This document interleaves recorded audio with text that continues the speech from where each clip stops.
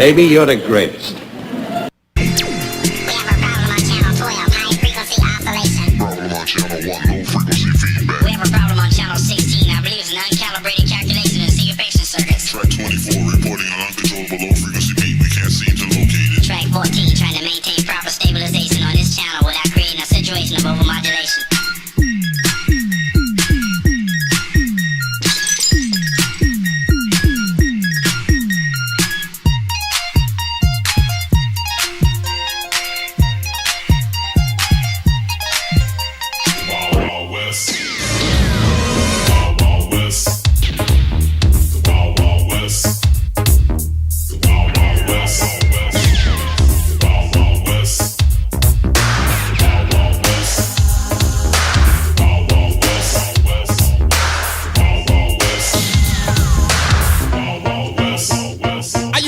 Downtown, 129th Street, Convent.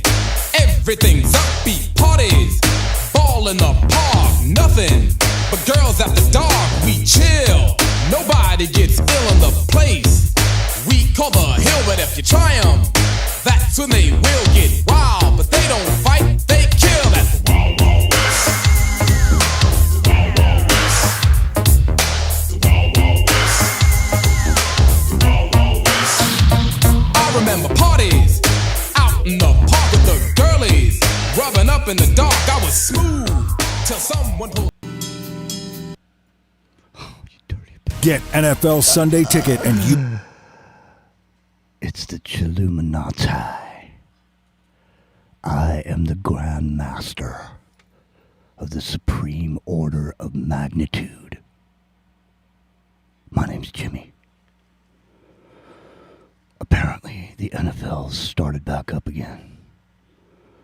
And it's going to start right before we go into It's All Mixed Up. What a shame. Realistically, that 30 seconds is probably the best part of those whole two songs. It's the end of that one and the beginning of the other one. And the NFL felt it necessary to come in here and piss on the rug. And that's not okay. I showed up to chill. Let me see if I can get my chill mode back on. Hang on.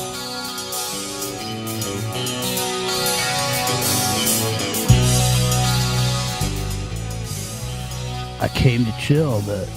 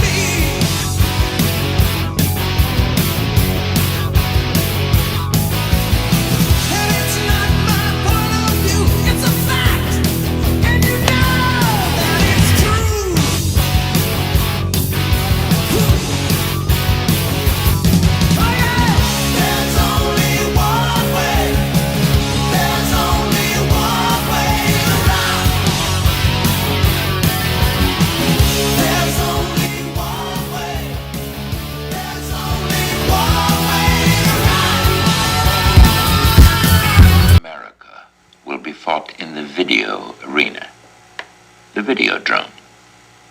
The television screen is the retina of the mind's eye. Therefore, the television screen is part of the physical structure of the brain.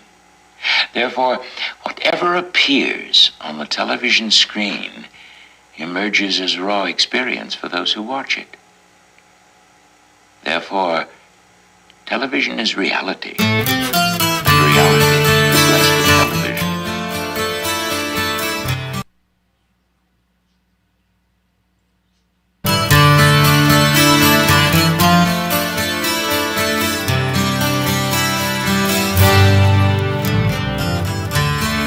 Look to the stars tonight to find all that I need.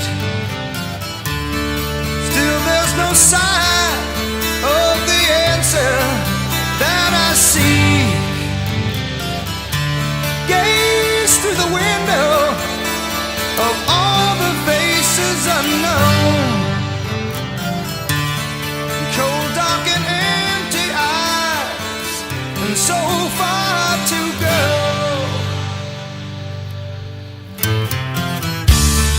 I found the world inside my head no longer tells. It's lonely emptiness within me that burns. Still I'm searching madly for the reason of the rhyme. If I could find the answer, I'd have it for all time.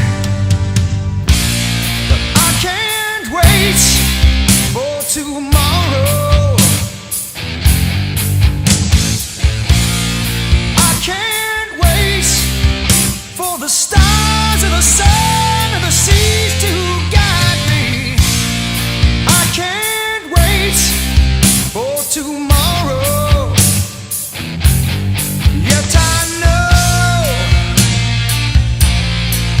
that I'll find winds of change blowing strongly. Winds of change.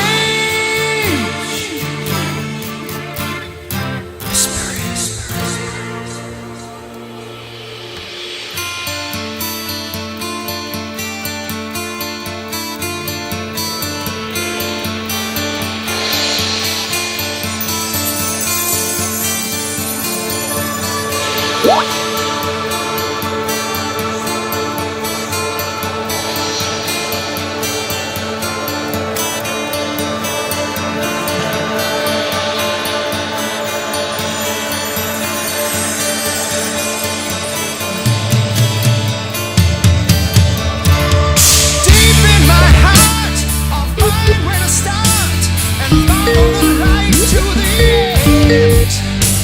And the truth will be told for the young and the old as the winds of change will blow. Never, never, never lonely. Standing on your own, you'll face the fears of all of your years. Finally, it's you that you know. You can't wait for tomorrow. You can't wait for the stars of the seas of the sun to shine on you. You can't wait for tomorrow. Listen for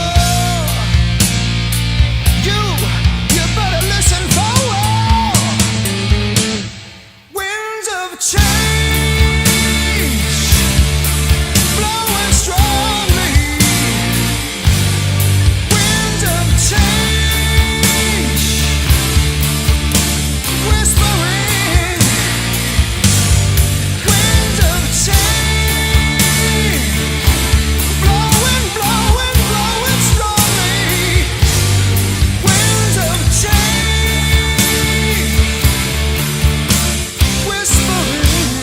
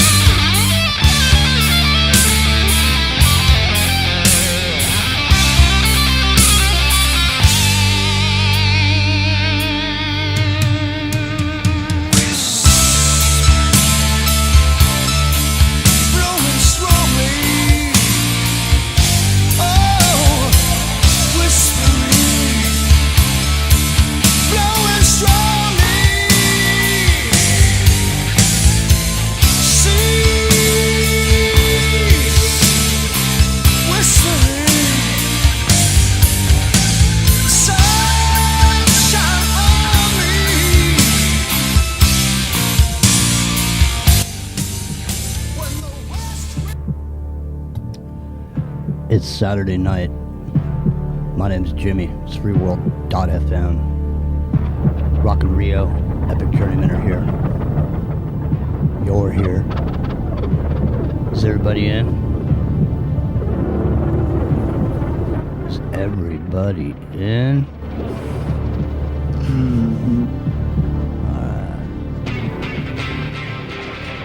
Well then, let the chhilluminatti begin.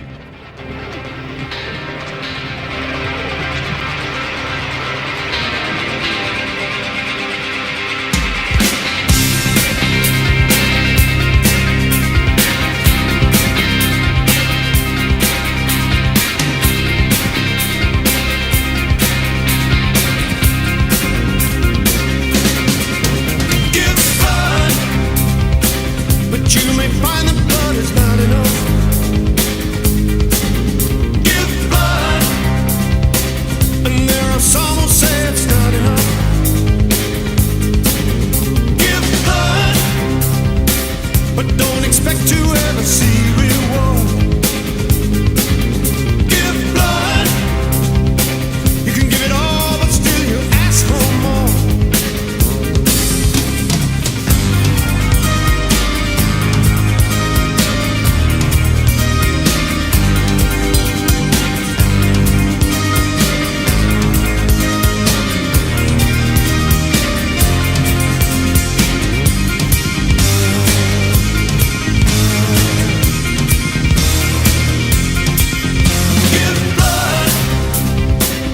But it could cost more than your dignity. Give blood, parade your power and iniquity.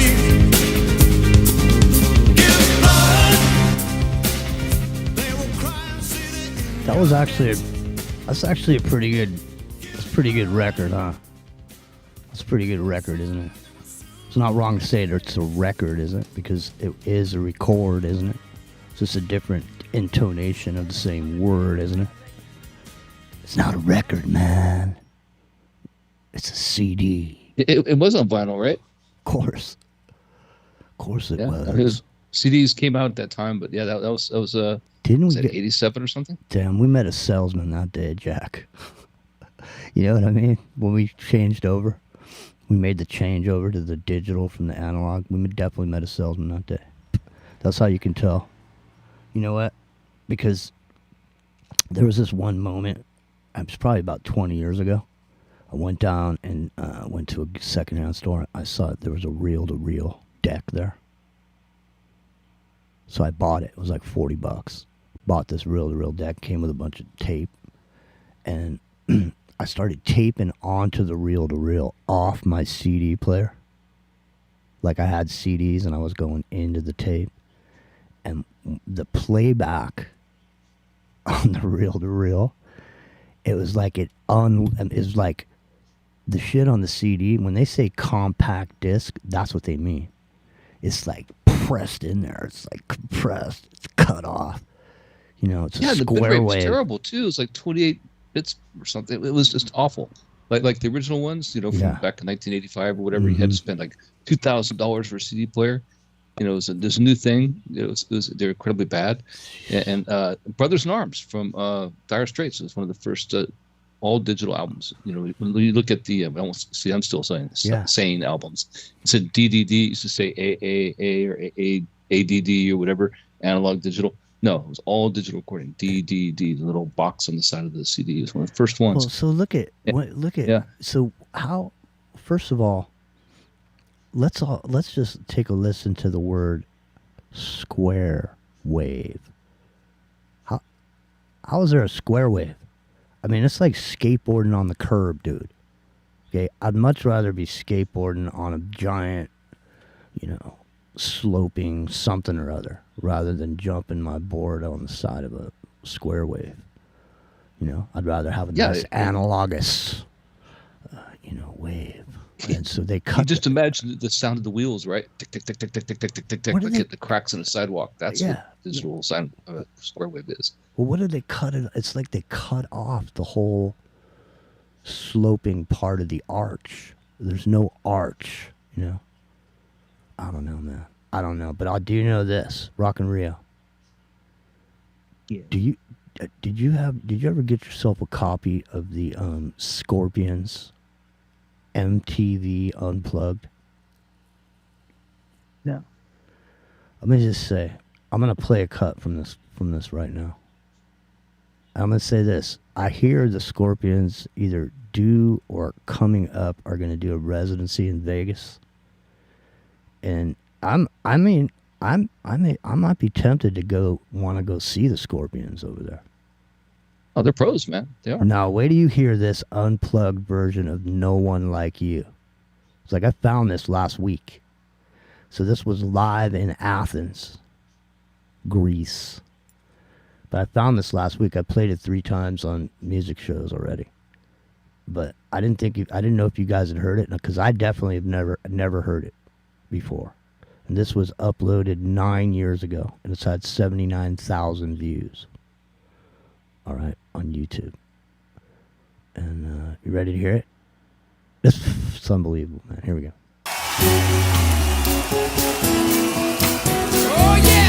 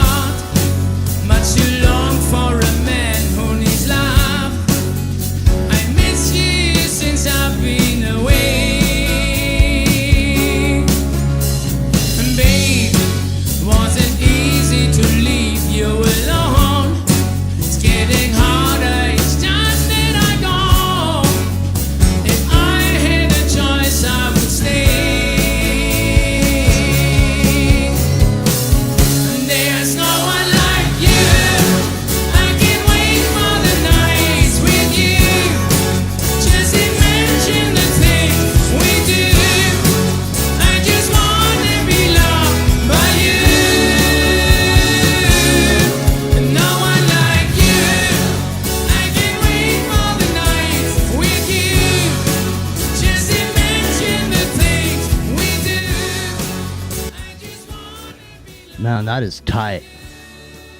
Okay, hang on a second.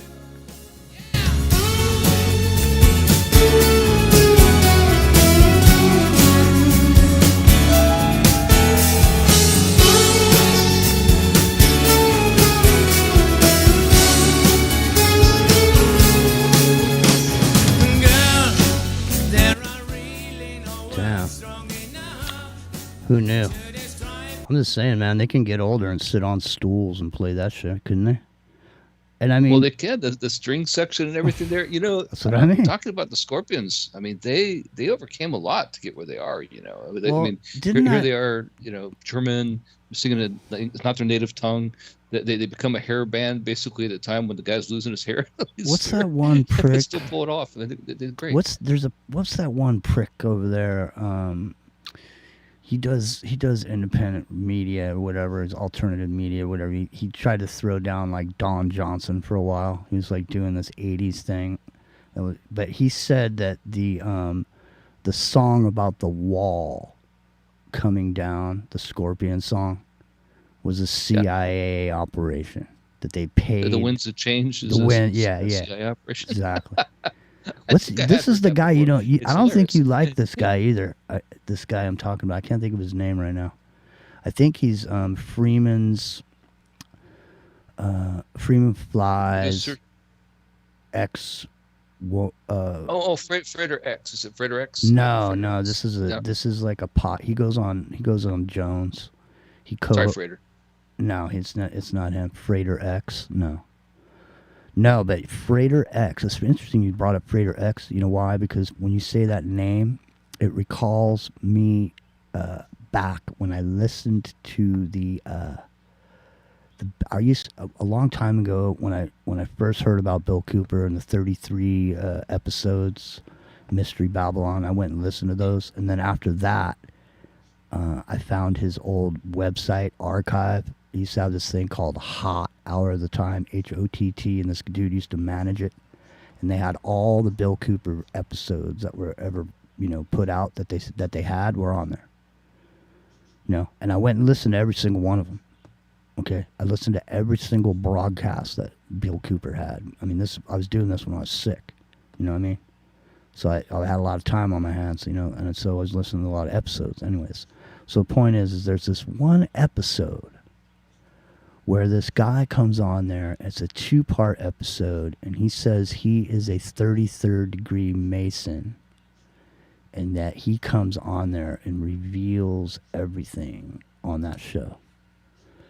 And there is a distinct, as a matter of fact, that might be a way to utilize Rio's studio skills other than making him listen to that reverse speech all the time, is to do some voice matching, because I think, and so Frater X then, this guy came out, 33rd degree Mason.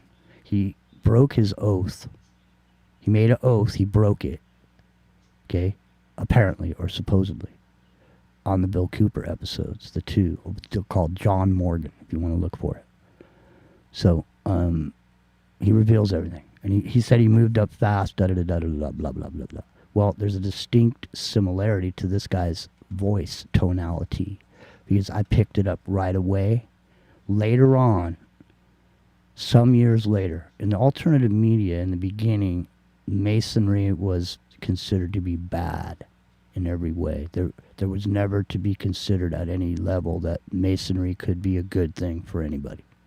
And so that was the distinct attitude that was out there. And then along came Freeman Fly. Okay? He had a show.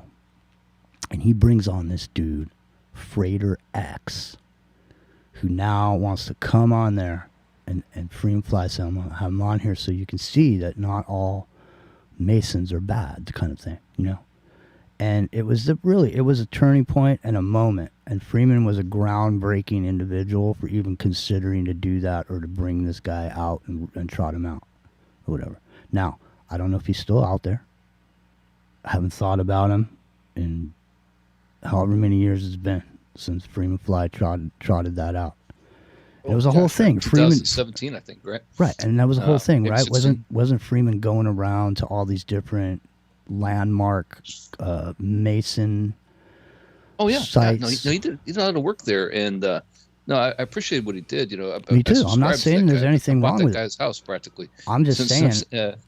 I think Frater X is John Morgan, is what I'm saying, and I'm not saying there's anything wrong with Frater X either. I'm just telling you. He guest hosted even some of his shows, I think, for a couple of years there. For Freeman It's Fly. funny because I've been a subscriber since, gosh, man, he made a subscription.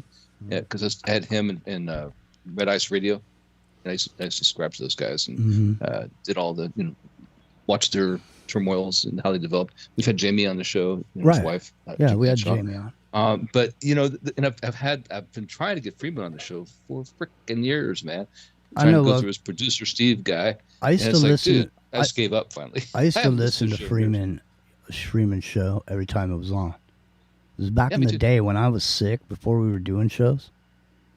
I used to listen to this shit. I used to listen to it all day, every fucking show that came on, I listened to it. You know what I mean? Because I was sick. That's all I did was sit around listening to it. So, I mean, I've listened to this shit before we were even on here. That's what I'm saying. I listened to every single Bill Cooper episode ever done. He claims, and he might be right, that he had the first YouTube video ever. I would not doubt it, but I just say Freeman Fly, Rio, Freeman's work has been ripped off like over and over. I mean, he was the one that brought out a lot of what people know today as the pop culture mind control shit that's out there. Like didn't he do a whole thing with that what was that Playboy lady that died? What's her name? Nicole, whatever her name was. I can't, not Nicole Brown Simpson, but There was No. actress, Yeah. the big titty With the blonde. clown with- makeup thing, they Yeah, caught her in the the big her titty home blonde movies. with the old man for Yeah. the husband or whatever. Yeah. Like he was 100 years old. 99, I think. What's her actually. name? What's her name? Say her name. I don't know her name. I can't think of it. Well, if you hadn't said Nicole Brown Simpson, I would have had it. Rio, what's her name? What's her name? See, we forgot about her already. She's gone. No, I haven't forgot her name. Anna She Nicole always Smith. gives me- Thanks. Anna Nicole Smith. Thanks, you. Amber. Chat. Yep. Yeah, exactly. Amber always has the answer. Yep. I know she That's does. right. That you can take But that there's to this the whole bank. controversy with her son and the guy that was trying to. He brought that up too. The guy that Freeman did, right? The whole idea that the guy who was That's what I'm saying. administrator of the estate was the guy that is Prince whatever something. Freeman was the who Raj. was married to Zsa Gabor, Eva Gabor, I forget which one. Had her locked up in the bedroom, and he was like the ancestor of Adolf Hitler. All this stuff, yeah, dude. It's like it's wild, man. It's wild, but it's true though. He did some deep dive research, and we all appreciate him for that. No, what I'm saying it's is he's kind of the sad. one. He's the one that brought out Raj Patel as the candidate for the Antichrist or whatever. Like no one, I never heard of Raj Patel before he brought him up. But then he brought him up, and it was funny too because he brought him up, and then nothing really happened. And then a few years later, the dude ends up at the Sundance Film Festival around some shit. There was some movie that came out, and he was like some guy that was in it. And I was like, wait a minute. Maybe this is the moment, Rio. It's the trotting out the Raj Patel character. Because people used to call out Art Bell. And remember when we used to have this one dude on? It was, who used to have on was Benjamin Creme. And Benjamin Creme used to say he knew who the Maitreya was. The Maitreya. That's his whole claim to fame, practically. Yeah. That's what I'm saying. He used to say, I've talked to the Maitreya or whatever. And you get all paranoid. You're sleeping in the middle of the night, trying to go to sleep. And he's on there going, the Maitreya's coming, Art. I've talked to him. He lives somewhere in the UK. He has brown skin, but he has him and he's an English supposedly accent. Maitreya. Sorry to interrupt, but where they dress him down like at the church because there's this thing going on with Benjamin Creme and that whole thing where they were showing up at these churches and proclaiming the coming the Maitreya or whatever. And there's this one video, and I think it was Freeman show they had it on there.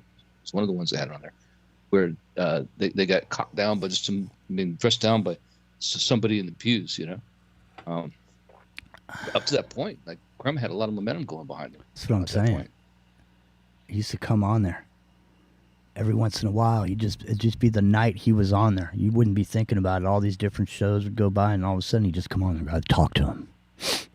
He's in the UK now. He has brown skin, but he talks with he speaks like a chimney sweep. I just imagine Dick Van Dyke and Chitty Bang Bang, right? What? That's the image I think of when you say that. Yep. I don't know, man. Those shows, some of those old classic Art Bell shows, no one even knew about any of that shit back then. There was no alternative media. There was just like one night like an Art Bell show would happen. It was like there was no chemtrail community or whatever. There was no people making videos and shit. It wasn't anything. It was just like occasionally some dude would come on Art Bell's show and be convincing about whatever it was. Like I remember the whole, I'll call it chemtrails. That's not what we want to call it if you want to look it up. You want to call it aerosol disbursement. But back then it was called chemtrails. Okay, and so he would have these dudes on there, and I would think to myself, in the dark, laying there in my bed, going to sleep, I'd think, these fucking people are out of their fucking minds, man. What's wrong with these people? I'd think to myself. And then I was driving to Phoenix for some work. I stopped off at my buddy's house down in Vegas, spent the night, and then I took off and left in the morning. I was going across the fucking Hoover Dam. And all of a sudden I look up, and I swear to God, it was this, like, it was checkerboards as far as the eye could see, literally. And I was like, and I was driving that way to get to Phoenix, so I was like up at the highest mountain, up by the, and I'm sitting there, and I'm like, I started tripping on it, man. I started freaking myself out about it. I was like, man, am I going to get sick? because I was going right to Phoenix where the shit was going to blow in the same direction as I was heading. It's like the first couple of days I was there, people were sniffling and all this, and I was thinking I was going to get sick. I was almost ready to take off because I never really believed any of that shit they were saying on there until it happened to me. You see what I mean? So until it happens to you, it's just a story somebody's telling you. You can't really relate to it.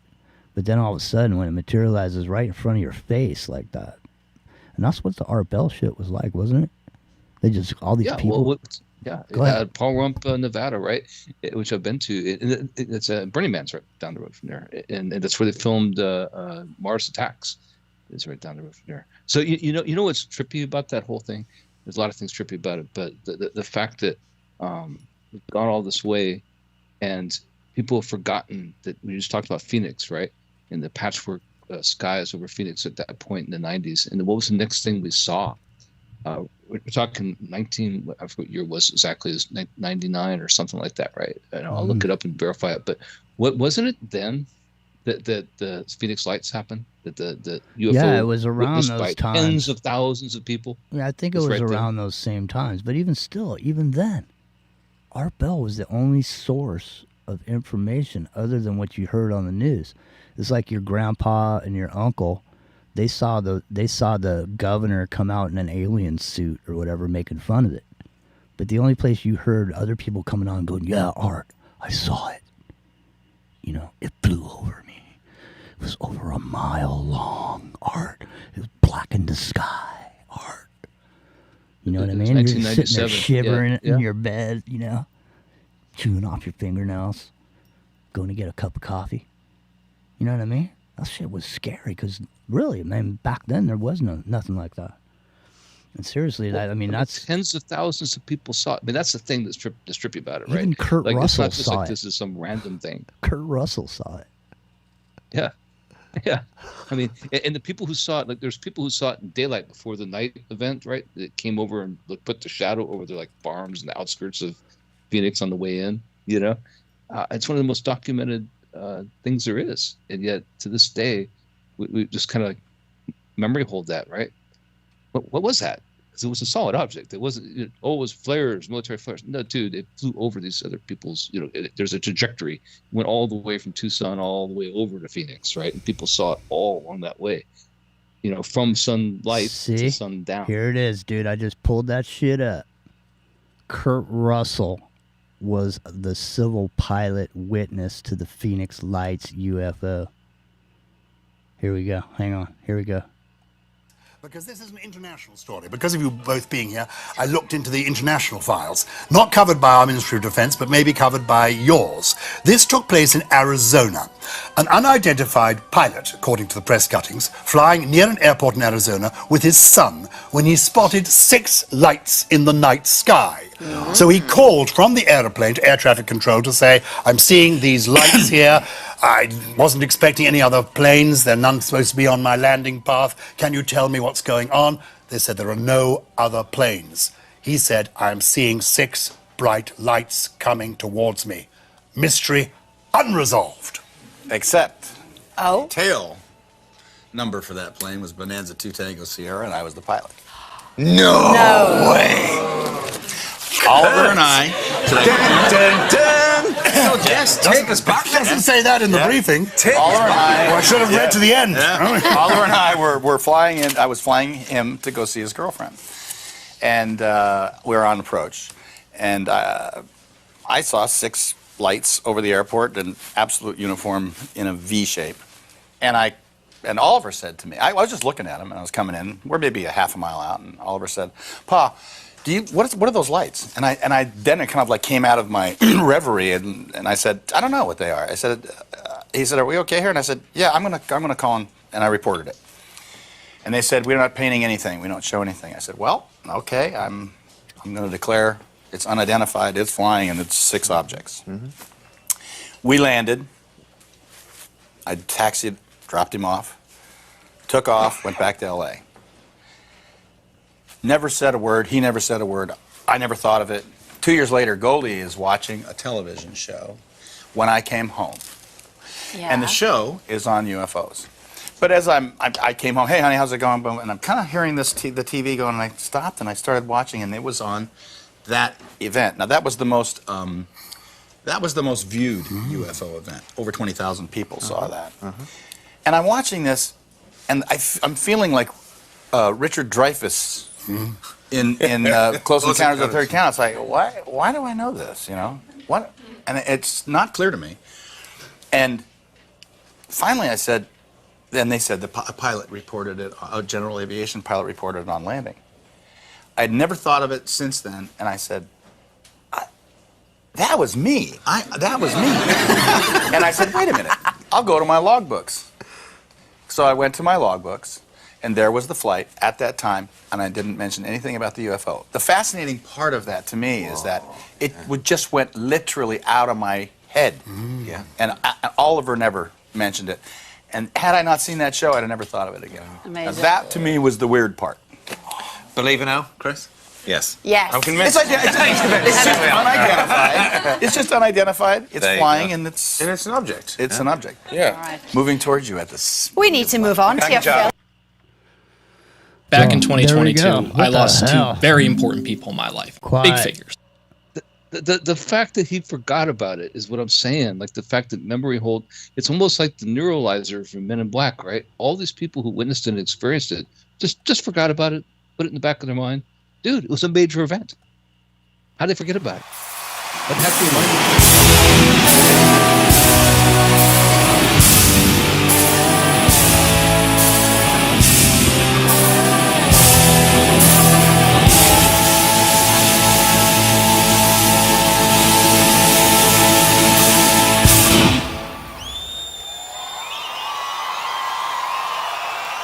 Sky is a neighborhood,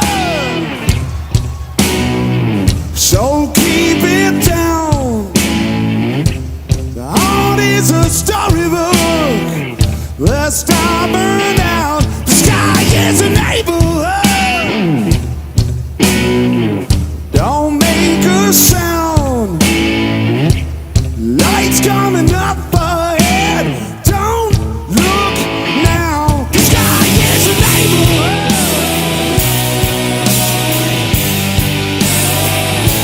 The sky is a neighborhood. Don't look now. Oh my dear, heaven is a big bag now. Gotta get to sing somehow. Banging on the ceiling, banging on the ceiling. Keep it down. Oh my dear, heaven is a big bag now. Gotta get to sing somehow. Banging on the ceiling, banging on the ceiling. Keep it down.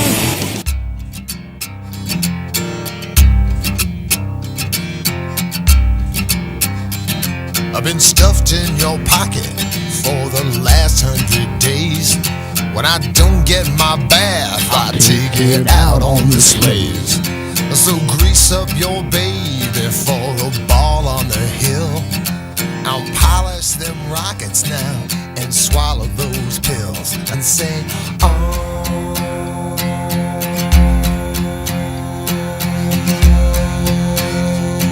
Space Lord, mother.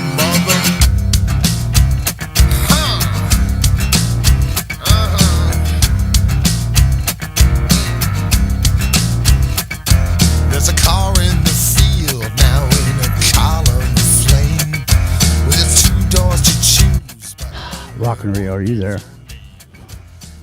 You see UFOs up there, upstate. I have actually. Somehow I had a feeling you had seen UFOs, and you just haven't talked about it. Oh, it's actually a pretty interesting story. I go to a friend of mine's house, his apartment, right? He's up on like the 15th floor or something of his apartment building. Go out on the balcony to watch the fireworks on 4th of July. 'Cause it's got a great view. You can see out to the Macy's fireworks, depending on which part of the rivers they put it in. Mm-hmm. But you can watch like all of Westchester County's fireworks from the fairgrounds and the casino and, you know, like all the surrounding areas. And you look the other way, you can see all the way up to Bear Mountain. So there's like major fireworks shows going on. And I don't know, it was 5, 6, 7 years ago, whenever we were sitting on the porch and we were actually talking about UFOs, right? Get out. Earlier in the evening, yeah. So there's 5 of us sitting on the porch, and we see this light. It looked like it was fluttering like a bat, but it was like, you know, like if a bat had like LEDs on it, like kind of floating about in the sky, right? We're all looking at it thinking, you know, like, what is this? Some kind of, you know, toy or drone or Chinese lantern or whatever they call those things. It's just kind of floating around up there, but it's kind of bouncing. And all of a sudden it kind of like it steadies and it gets real still. And it's kind of just like drifting now, real slow. And then all of a sudden it just goes, shoots off into the distance at like, you know, an insane amount of speed. Next thing you know, there's black helicopters and fighter jets crossing over the area. And Get like, out of here. Nobody would believe it, right? It sounds insane, but you know, there were 5 of us who all sat there and saw the same thing. We were all like stunned watching this thing. That's crazy, man. You know, and none of us thought to take out our phones and look at it or take a video of it, right? Because we're all sitting there looking at this thing that's dancing in the sky and then pew, gone, right? And then next, I've never within I don't know 10 seconds, 15 seconds later, like a pair of fighter jets went chasing it, and a black helicopter was running around a little after that. It was really, really crazy. See, I've never seen nothing. Now, I'm pretty sure you've seen something, haven't you, Epic Journeyman? You're standing on the deck of the fucking submarine in the Arctic Circle or whatever, and you came out for a breath of fresh my air. spook job back in the day in the middle of the ocean. Yeah, I have actually, and I'll tell you, like, to harken back to this Phoenix Lights thing just for a second. The thing that really struck me as odd about that, because, you know, I'm a Zony. I was born in Arizona, and my family was here, so I traveled there frequently from San Diego, right? I had some of the best UFO experiences out there in that road. Hey, dude, but the thing about this is, sorry. Go ahead. No, I was going to ask you, have you been from Phoenix, Arizona, all the way to Tacoma, to Philadelphia, Atlanta, LA? I've been to all those places. Yeah, I have. Trippy. Actually. You're almost like Steve Miller. Right? All right, go ahead. Yeah. I got the Les Paul to prove it. You know, I have not been to LA. I can't say I've done that completely. Oh no, I can't believe that. Real, it's amazing. I know. I've never been to California. It's one of the few places. Wow, I know, and you won't even fucking come visit me, dude. Don't say nothing. Listen, I live in a resort town. And, you know, summer's over and people left and they're gone. It's like it's a ghost town. It's nice, though.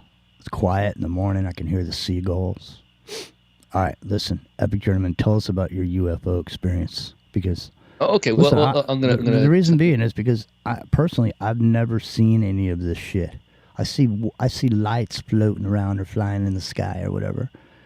But I don't, in the moment that I see those lights, I'm not thinking there's little green men inside of there with giant eyeballs who came from a distant galaxy far away because they had nothing better to do than fly around looking for a blue marble or whatever. I've had a couple, but I'm going to tell you what I consider probably the best one. But before I do, the Phoenix Lights thing, the thing I want to say about that is I've traversed that road many times. It's one of the most traveled roads there is, the Highway 10 going into Phoenix, right? I mean, every trucker goes there. Everybody traveling across the state goes there. And the people, it's ironic to me, not beyond ironic, that there's 1.5 million people that live in Phoenix, right? Proper, right? They don't have the footage. They don't have the experience. There's people outside, the guy Russell flying in on the plane, these other people that have the memory of it and the photos or whatever to prove it.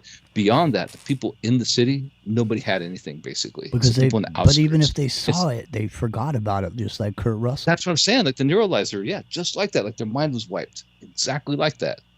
1.5 million people had their mind wiped because everybody that saw it beyond clearly saw it, right? You know? So anyway, my experience was not dissimilar to the Phoenix Lights. So in 1975 or 6, my grandfather was in hospital with cancer, and we were living in San Diego, and me and my mom were going to visit him in Tucson. So going along the Highway 8, and it's like even from there, back then it was a strictly for 55-mile-an-hour speed limits. It took 8 hours to get there. And on the way in, I'm driving with just me and my mom, and it was like a Wednesday weeknight, and there's nobody back in 1975 on the road back then, hardly at all. And it's about 2 a.m, and we're outside Gila Bend. We haven't made it to Gila Bend yet, so we're on the Arizona side of the border, but we're coming to Tucson. And it's a new moon, but the stars are really super bright. There's not any light pollution, and all of a sudden you see this light come out of the sky. It's like it's really fast. So it's like a meteor almost, right?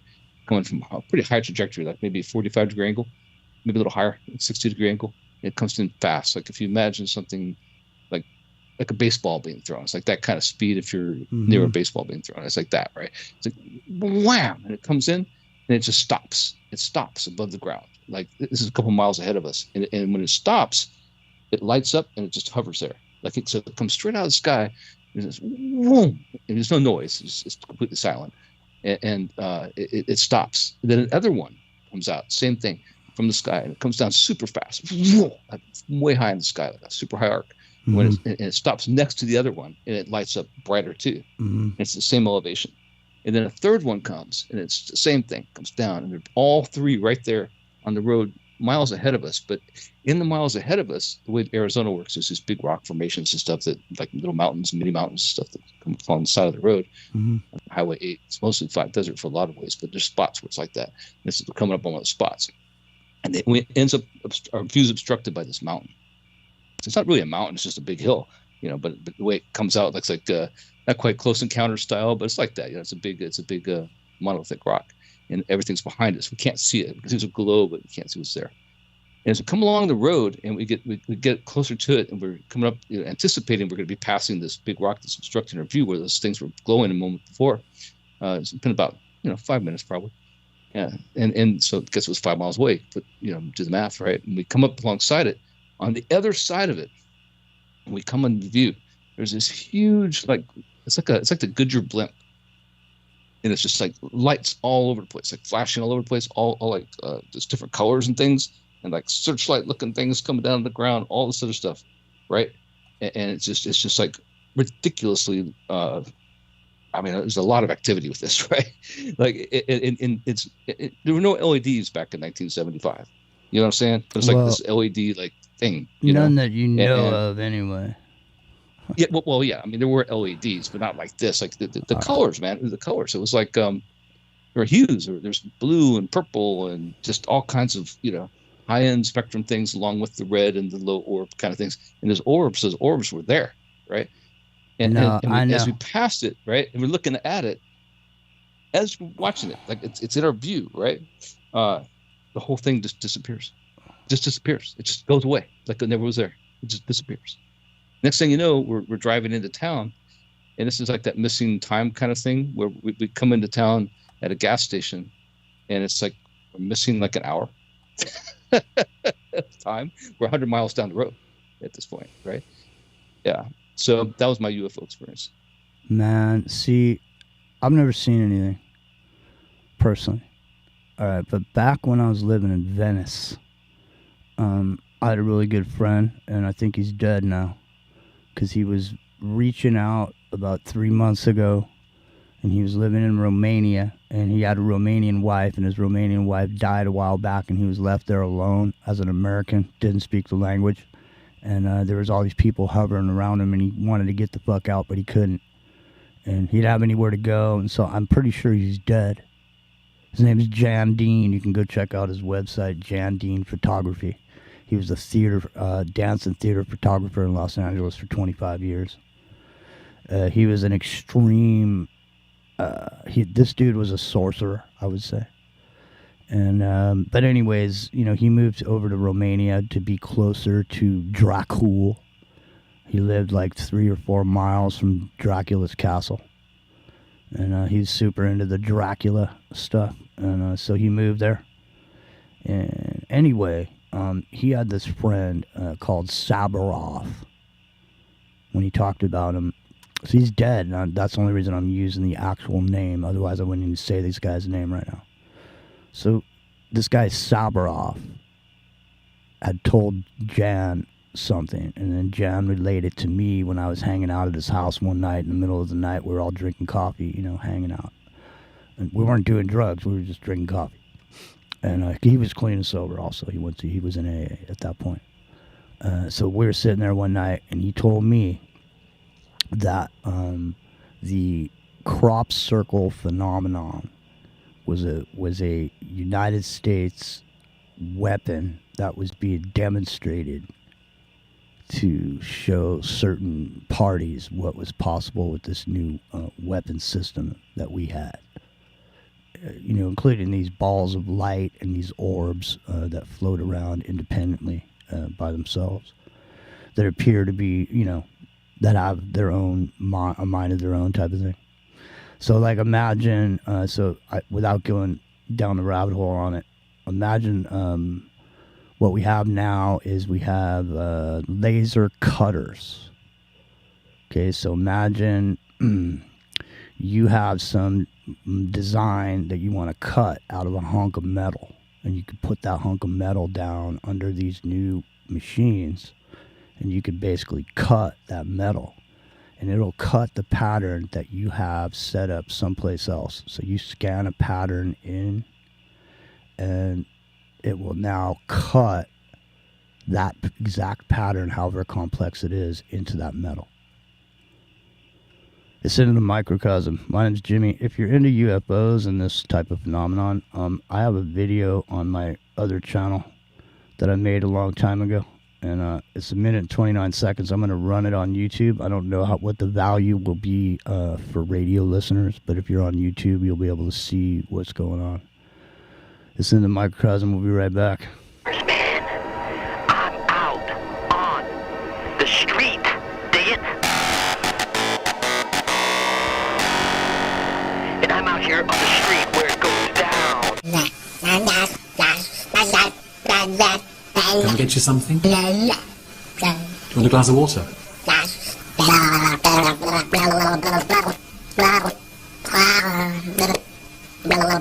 We're not really getting anywhere, are we, at the moment? Are you seeing something? Is there something you see over there? What do you see there, Johnny?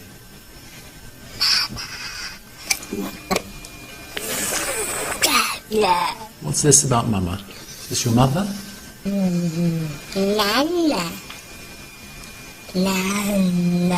What's the matter? Do you want Mama to come in? Don't breathe like that. It'll make you feel really strange. I'm with you. Nothing's going to happen to you. Just calm down. Just try to relax. Try and keep calm. Don't tense up. Just relax.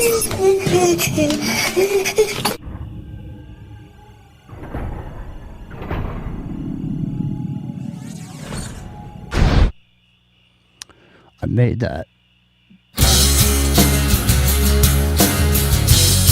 long time ago.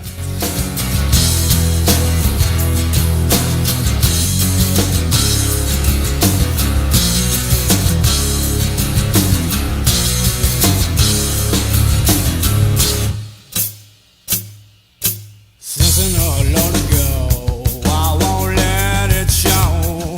Won't you touch me, touch me? I won't let it go. Now I stand and I feel for more. Won't you touch me, touch me? I won't let it go. Yes, I found the reason. I don't need an excuse. I've got this time on my hands. You are the one to abuse. Yes, I found the reason. I don't need an excuse. I've got this time on my hands. You are the one to abuse. The one to abuse.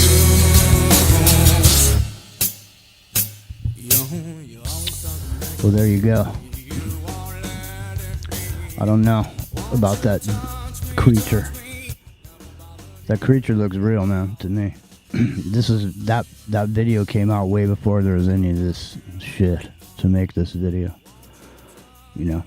Anyways, I got another video, some Portuguese fishermen screaming and yelling. because they see a UFO, and there's helicopters. You can hear helicopters, and you see this UFO just go, and just doze right into the water. And these helicopters start flying over, yelling at these Portuguese fishermen or whatever. Shut up, get back in your boat. I don't speak Portuguese, but anyway, like I said, I've never seen anything, but just like I told you guys that story earlier, about the chemtrails back in the day. Like back then, I was like, until I actually saw the chemtrail, then everything changed. So it's like this too. Go ahead. Hold on. You're turned way down. Hold on. Give me a second. I got to turn this down. Hold on. All right, go ahead. I'm not saying it was 1997, but if it was 1997, it'd be interesting because you could almost look at it like the chemtrails weren't chemtrails. They were the projection screen, right? To broadcast that. They were the particles that reflect back the holographic projection, right? Oh, I see what you're saying. Yeah, the one that had happened when I was there, that was before. That was after the Phoenix Lights, I think. I can't actually really remember, because when the Phoenix Lights happened at the time, I'm not into that information at all. Like, never in my life have I sat there going, I don't think about UFOs too much. Honestly, I don't think about it. And I mean, I live up here in the Santa Cruz Mountains. There's like a secret. I mean, it's not a secret to us, but there's a Lockheed facility up here in the mountains. And I know lots of people that have been up there smoking weed and seen, black not triangles, like where you see the bottom of it, it looks like a triangle. It's not, it's that, but it's 3D. It's a pyramid like that. It's a triangle pyramid thing. They call it the TR-34B. Well, it can fly in any direction of the point. So the pyramid can flip, and the fat part's down bottom, and you see the bottom of the triangle, but it goes up to a point. That point at the top then can lean down and fly through the air, or lean up and surge up, wherever that point is. Anyway, I've actually seen one of those triangles too. Have you? Yeah. I always just kind of figured that was some kind of military spacecraft, though. I didn't. That's what I mean. Aliens. That's what I mean. It's like up here, up in the mountains. These stories that I've heard. These people ain't calling into our bell or whatever. It's like somebody telling me something that happened to them. And so take it up with a grain of salt. I actually worked at that Lockheed. I did work up inside that facility that I'm talking about right now. Nice. So, but I never saw anything, like I said. I mean, for me, I would be more inclined to, for me, and I've said this for a long time, I don't think human beings can survive outside of the Earth's atmosphere and electrical magnetic fields. I think we are made to survive specifically, under these particular conditions. It's like an ant farm. Yeah. Well, I just mean without. I mean, we have the Schumann resonance, and we have all these things here that are here specifically. They connect us physically to our reality. Right. Right. And we get outside of that domain of the hardened frequencies of the resonance. Where the Schumann resonance is important, actually. It's like the vibration that holds everything together. If you think about it that way, the construct, if you think about it, it's what it is, right? That's what I mean. It's once you get beyond that and you're into the Van Allen belt and you're exposed to that kind of radiation, you get beyond that. There's a lot to go through to get there. You know what I mean? Yeah, and then when you arrive somewhere, everything's different. Okay, the psychology. The magnetics. You're not bound by gravity. I'm just saying the magnetics of whatever planet you're on are different. Everything's different. I'm just saying if you have something that works off of a battery, okay, so you have something that's battery powered, okay. If I take away the battery, the fucking thing is nothing but a piece of junk.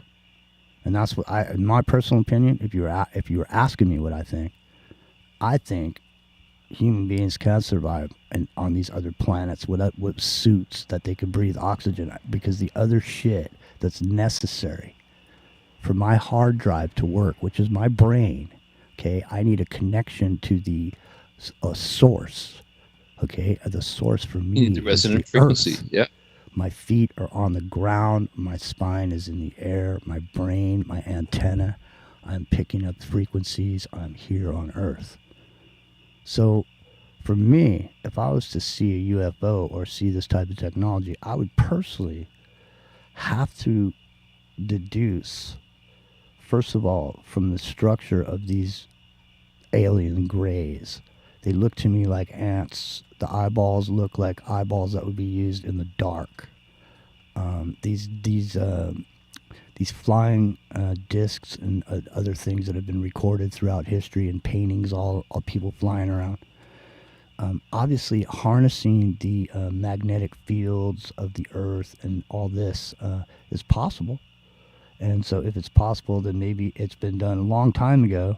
And then at whatever point of these cataclysmic events, people had to go into the inner sanctum of the Earth and started to live out their existence there with this same idea. Because when you look at that book, the writing called The Smoky God, when the father and his son accidentally find this river into the center Earth and they're in there, they see there's all this technology. There's giants and stuff. There's people that are 12, 15 feet tall. All the things that we hear about across the plain here, all these different, there's giants. Look at these books. All this shit all matches up with what was put out in the Smoky God. So in that book or writing, they talk about these modes of transportation that didn't have any, they were just sort of floating in the air, sort of like a monorail is what comes to my mind, like Disneyland, but without the actual touching of the rail, just floating above it. So, I mean, if you had harnessed, I mean, even the Emerald Tablets of Thoth, there's a piece in there where he says he built the pyramid, and he built it to use the forces of the earth. So, I mean, I should pull it up because we have, what do we got, about 45 minutes? I should pull up that piece of the thing where he talks about it. Because he's talking about using the forces of the earth. Anyways, what do you guys think? You guys think aliens come from far, far away? Galaxies, traveling light years to find blue marbles? And human beings to stop them from using nuclear weapons and all that? You know what I think is possible is that we're talking about spectrums in the radio frequency spectrum, and that it's like tuning a radio. And so these visitors are tuning to a station, and that station is the Earth, right? They tune to the Earth, and they find the Earth, and they're tuned into us, and that's how they manifest or are able to interact with our, hear our music, so to speak, right? Our reality. And when we see them, it's interference in our spectrum. Like they're blocking the frequency for that particular area where they're visiting, right? And listening in, and we manifest them. It sounds radical, I know, but I was saying we manifest them to fit our interpretation, because it's static in our minds.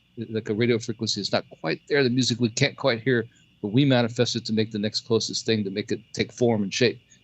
To them, they're listening to a radio station. They're like remote viewing the Earth, right? They're not really here. They're tuned into us, right? If they found that spot on the dial, so to speak. But to us, we see them when they're here in that way, and have to manifest them somehow to make it make sense to us. And it's our manifestation of them. It isn't necessarily real. It only makes it real to us. That probably makes no sense to anybody, but I think that's what it is. That's why it's shapeless forms with big black eyes most of the time, the grays. That's why it's mostly lights without shape. That's why it's blobs. That's why it's all these things that take form later. It's because it's us in our consciousness manifesting a reality that makes sense to us, rather than what's actually what we call real. Well, I mean, anything's possible. Anything's possible, because we have to speculate, because there's nothing nothing we could really put our finger on at this point. I know there's like people that have it. I saw when I was a kid, those are real. No question, they're real. I don't know what they were. Where they came from. Wow. Sorry, I was muted. No idea, right? Like, I have no idea where they came from. It was a real thing, but I don't know what it was. but I wasn't spooked by it, like really, like I mean, it was unusual, but it wasn't like it was necessarily scary. It was just like, what the hell is that? Right? What is that? You know, because you never seen anything like that before, right? It's just there it is, and you're like, well, when we came around the hill and it saw the blimp looking thing with all the lights on it. What the fuck is the problem? That was the most real thing of all of it that made most physical sense. Like for part of me, I thought it was like a Chinook helicopter or something with like searchlights and all that stuff, but it didn't account for the other things that came into it, and it didn't account for the different colors because of wild colors and stuff going off on it. But yeah, I mean, I don't know what it was, but it was definitely a real thing, and yeah, I've had other things since then, before then, but that was the most tangible one where there's a lot of corroborating things around it, you know, that you can point to and say none of that makes any sense. You know, you can explain in our normal context of what we know about military operations or planes flying and that kind of thing, or falling stars. I mean, those things came out of the sky, they stopped at a specific point, they all met and rendezvoused, and they stopped and made a triad, and they all fell behind the hill together and at the same time. I mean, that's intelligent, whatever it was. It wasn't some flare, you know what I mean? It wasn't falling stars. It was intelligent, whatever it was, you know? So, yeah, I don't know. You know, I think that's why the phenomena linger with people so long. So listen, I'm going to bust in here with the Emerald Tablet. So it says, Thoth, this is what he's saying.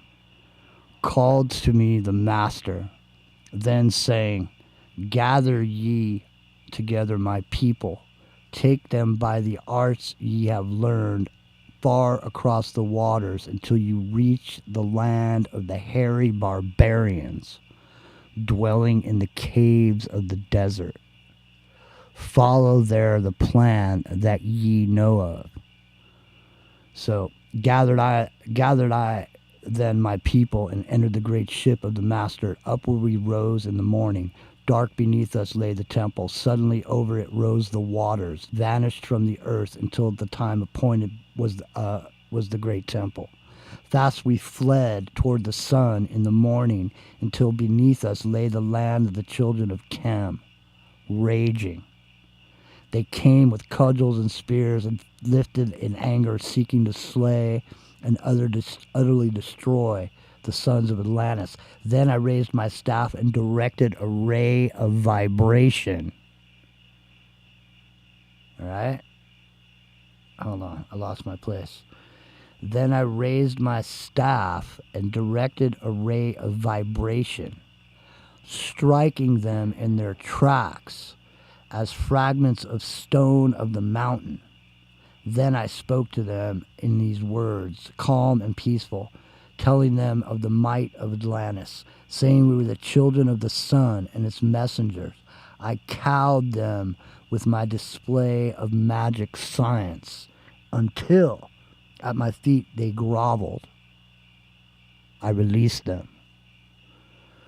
So he says, long dwelt we in the land of Chem, long and yet long again, until obeying the commands of the master who's sleeping yet lives eternally. I sent me the sons of Atlantis. I sent them in many directions, that from the womb of time wisdom might again rise her children. Long time dwelt I in the land of Chem, doing great works by the wisdom within me. Upward grew into the light of knowledge the children of Chem. Watered by the rains of my wisdom, blasted I then a path to Amente, so that I might retain my powers, living from age to age as a son of Atlantis, keeping the wisdom and preserving the records. So I think it's interesting. I mean, first of all, the land of Chem, it's like alchem.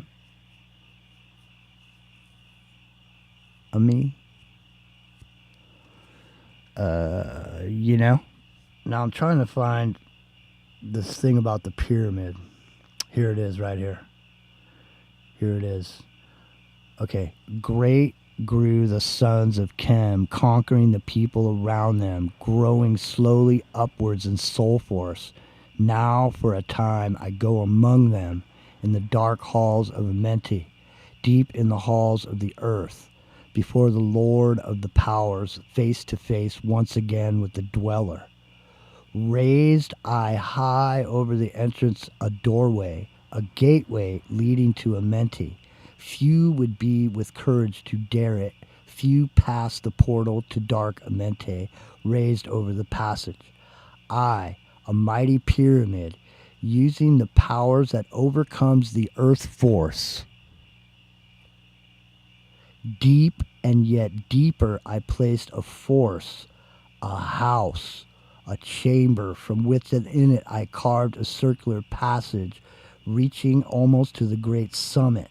There in the apex I set a crystal, sending the ray into the time-space, drawing the force from out of the ether, consecrating upon the gateway to Amenti.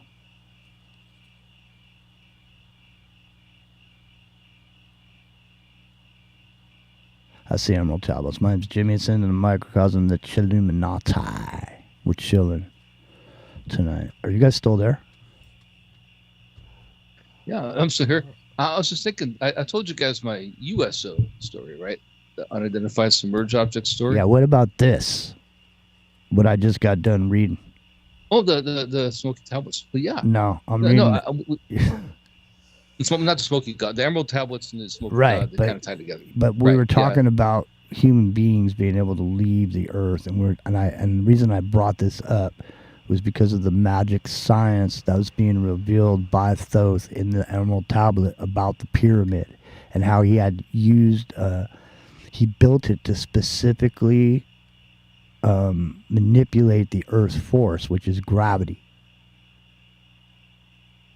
Okay, so we were just talking about these pyramid-shaped UFOs a moment ago. The TR-34Bs, yeah. We're talking. Sure, those are anti-gravity machines, no question about it. I mean, they're well documented too. I mean, they all look the same. Everybody's seen them. Describes the same thing. They've been around since at least the 90s, but probably going back to the 70s. The three orbs on the triangles that rotate around them. The most well-known one is the ones over the military base in England, right, where it was like a miniature version that landed. The people actually approached it, and have military reports from people who went out and responded to it, the whole thing. Well, listen to this. Listen to this. Yeah, here's the final entry here. He says, "Built I the Great Pyramid, patterned after the pyramid of Earth Force, burning eternally so that it too might remain through the ages. In it I built my knowledge of magic science, so it may be here again. It'll be here again when I return again from Amenti. While I sleep in the halls of Amenti, my soul, roaming free, will incarnate, dwell among men in this form or another." So this is why everybody says Hermes is the devil, I would imagine. Is this the because the Hermetic principles are supposedly Hermes is the devil, right? Is that what they say, Rio? Rio, are you there? Sorry, I was muted. Yeah, no, sorry. No, I mean, so they say Hermes is the devil, right? Could be, yeah. I don't know. That's what I've heard. I've heard people call Hermes the devil. What about you, Epic Journeyman? Is Hermes the devil? No, that's not what I've. I thought Hermes was like Prometheus, right? Like Hermes is the root of all alchemical disciplines, right? It's the bridge between the spiritual and physical plane. Hermes is the messenger in Greek mythology. Right. So the Hermetic arts is related to that, the bridge between us and them. Right. So I was corrected in the chat by nothing as it seems in the chat. It's a TR3B. Yeah, I was saying something different, but the same thing. He was revealing the real forest incident with the pyramids is exactly what you're describing. Like so in other words, that happened in the 80s. And then afterwards, we started seeing these things flying around. After that, they were like, it was almost like a quarter scale mock-up what ended up flying around everywhere else since. That does seem like human technology to put that in perspective, probably based on Hermetic philosophy and disciplines that tied the technical to the esoteric, right? The Nazis are doing that, right? The Nazis were absolutely doing that in World War II. So how is it that we think we're not still doing it now? We are, right? So the fact that these might be esoteric inventions, that they bridge the gap between the real and the unreal, the ether, in a hermetic way, is completely feasible. I'm thinking, right? Look at, you know what also? I saw earlier when I was trying to get to this document here, I pulled up a different document and I was scrolling through it, and I happened to see a quote from Falconelli about this document, which I thought was interesting because Falconelli's book, The Cathedrals, is about the secrets of alchemy being put forward in all of the Gothic, some of those window panes and everything in the cathedrals, all the window panes and all the different ornate decorations that are on there is not just there by accident. They just didn't put a gargoyle in that one place for no reason or whatever. It's like every single thing on every single cathedral is a clue to the secrets of the universe. It's incredibly specific. No, that's true, 100%. Yeah, and to me, there's no doubt about that at all. But even though this Falconelli was a mythical Mason that was revealing this information that disappeared after this information came out, and he only had one. He had another guy who basically they said was putting out information after Falconelli was gone. But even still, even if each cathedral would be a different piece of the puzzle. So even if you knew this, you would still have to know in what order you would put all those cathedrals in there in order to decode it. But I guess at this point, if you were using computer power, maybe you could. I don't know. But are you guys ready to take a quick break? Sure. We're leading to Rosslyn Chapel right now, aren't we? Like the whole thing that has the cymatic signatures of all these different things, right? It has the exact gargoyles you're describing, and all those things in the architecture, specifically at places designed, to have a mathematical formula, even that correlates exactly what it's trying to describe. Right? It's almost like it's. Led Zeppelin termed their album "Physical Graffiti," and I always thought that was a great name, because that's actually what this is. You know what, man? I mean, the thing about this, and you remember reading this a long time ago, don't you, Rio? A long time ago, we read this on the show back in the TFR days for sure. But it was this thing. It was this when I read this so many years ago. It was this line right here that really, really hit me, and that was when he says, he goes, fast we fled toward the sun of the morning until the breath of us lay the children of Chem, raging. In other words, there's a bunch of angry, hairy, brown people on the ground. That's what they said in this thing. Go over to the hairy cave people. Where they said, then they came with cudgels and spears lifted in them in anger, and they were ready to slay the sons of Atlantis. And then this is the part right here, then I raised my staff and directed a ray of vibration, striking them in their tracks as fragments of a stone on the mountain. That's pretty powerful, man. And it makes me think of the staff of Moses. I mean, was Thoth Moses? You know what I mean? Didn't Moses come down with that staff? And isn't there some stone that you can go look at right now where there's a whole lot we'll get in after the break about Moses and the staff, right? How the staff became the serpent, and it's like that's what I mean. Yeah, the whole thing. That's what I'm saying, man. Yeah, I'm telling you, it's interesting, man. All right, we're gonna take a break. It's the chhilluminatti. It's the supreme order of magnitude. Just lean back 33 degrees and chill.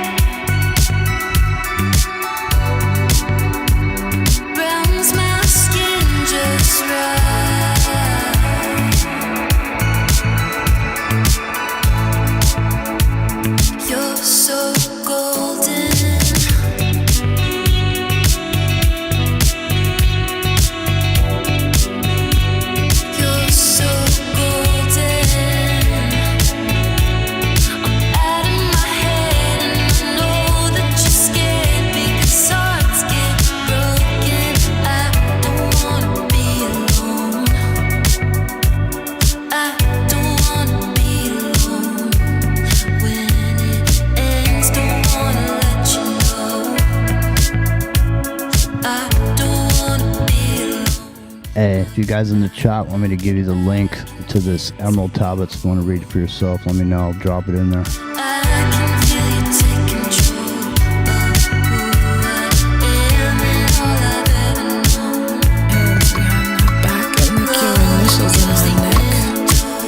Foreplay does nothing for me, but commitment makes me wet.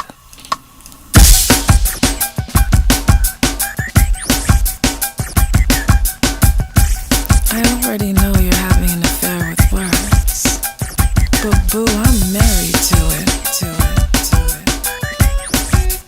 My vocabulary leaves most men wary. I need to know, can you get into it? This is so torturous, but I cannot resist. Just what is it that you are weaving that's keeping my body from leaving? Your presence is lingering longer than I thought it would, and I feel that I should succumb to your magic, 'cause I know you're just as strong as an earthquake, bright as a shining star. I remember the fragrance. I just couldn't believe I've gone so far, living the fast lane as my sanity quickly passed me by. Yeah, I left it all behind.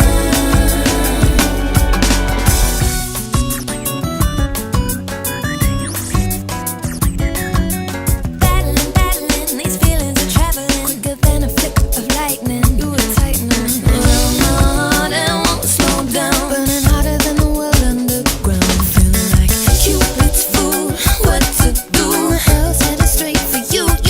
I don't wanna love another, gotta keep this undercover, brother. I'm about to explode. I am strong as an earthquake, bright as a shining star. I remember the fragrance. I just couldn't believe I'd gone so far, living the fast lane as my sanity quickly passed me by. Yeah, I left it all behind.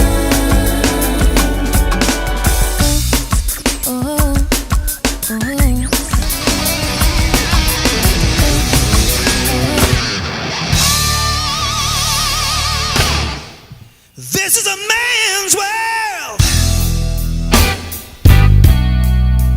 This is a man's world.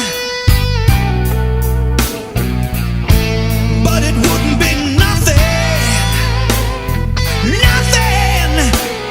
without a woman or a girl. Ooh. You see, man made the cars to take us over the road.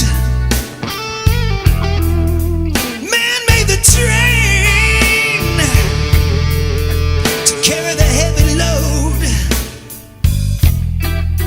Man made the electric lights to take us out of the dark.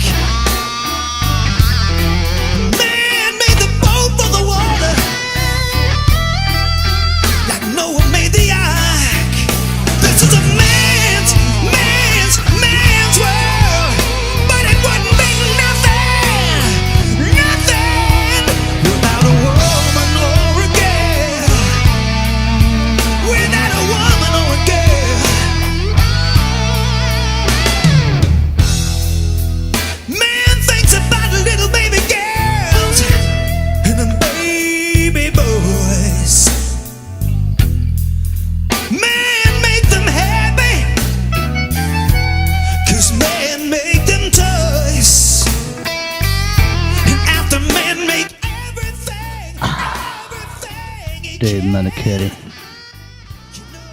He cut an album called an album, meaning a collection of songs on the blues side. Highly recommend it. Dave Menichetti.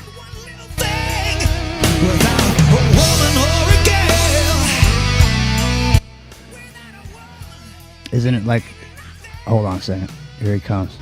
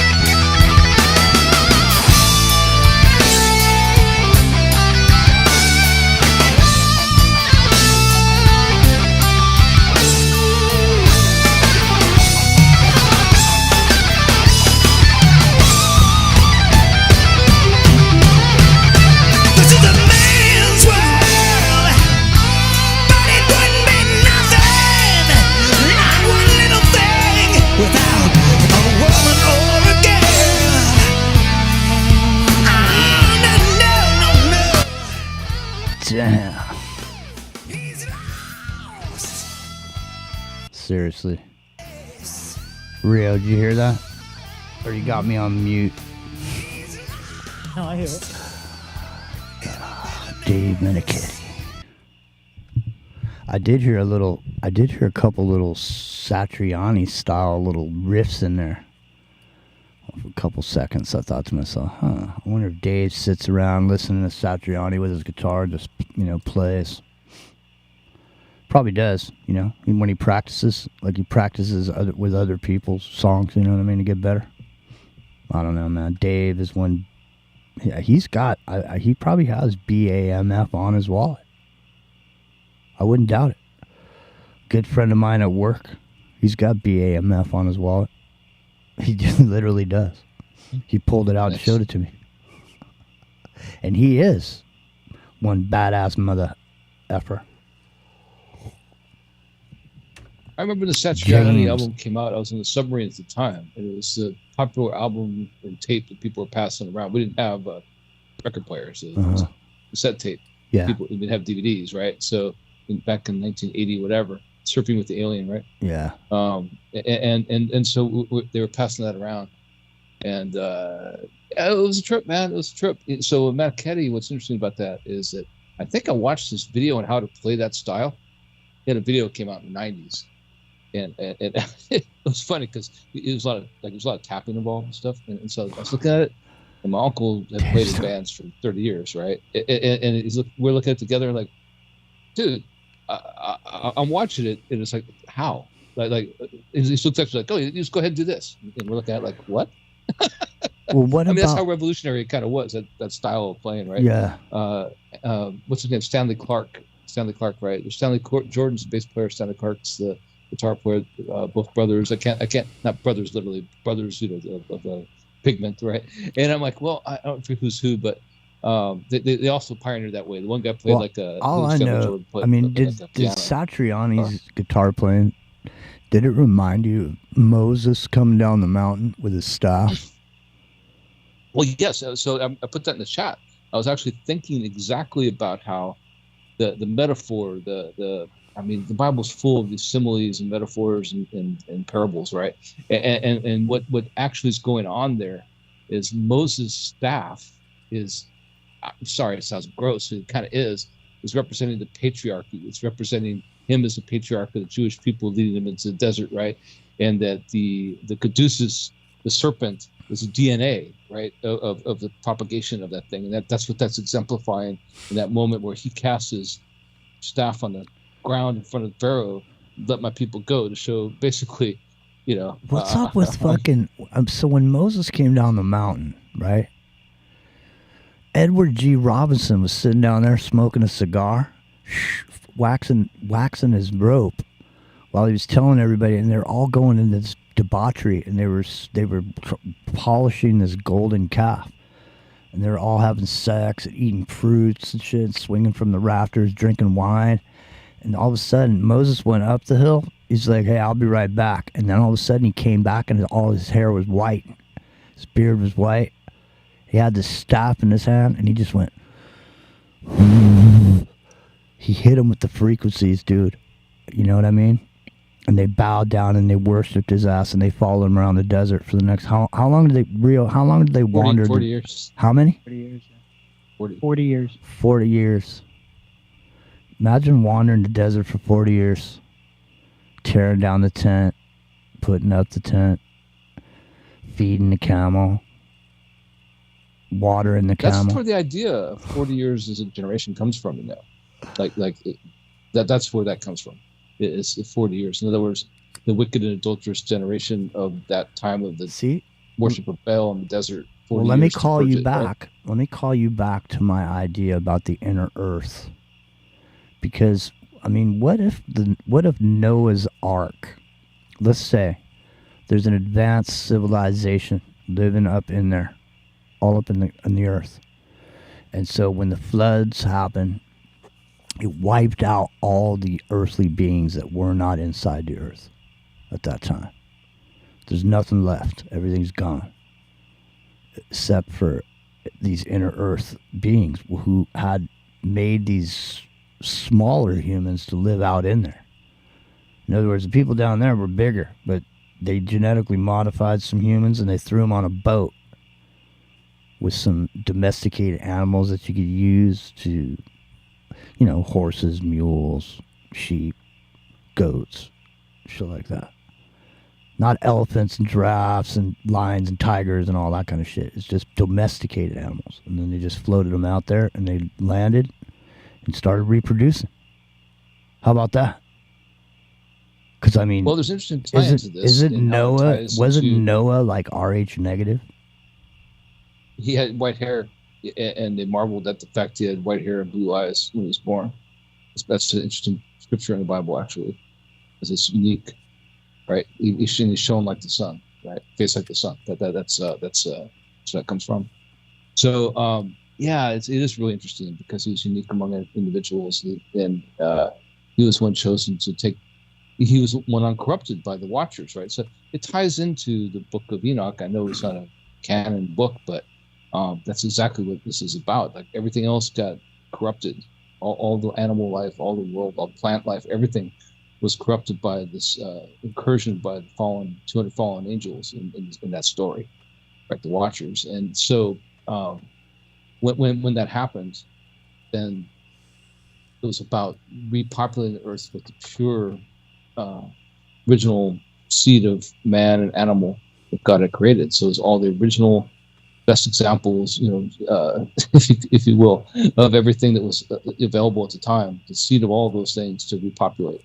And what's interesting is it came on to Mount Ararat, right, in the scripture. And if that's true, it ties into Göbekli Tepe, right? Because in Göbekli Tepe, those monuments, those pillars, and on Göbekli Tepe that they've uncovered so far, they all have a tribute to each one of those animals on those temple pillars. Like those are the things that came off the ark, right? I'm interpreting it that way. That's not what the scholars say. I look at it, and I interpret it that way. It's like obviously that's what it is, right?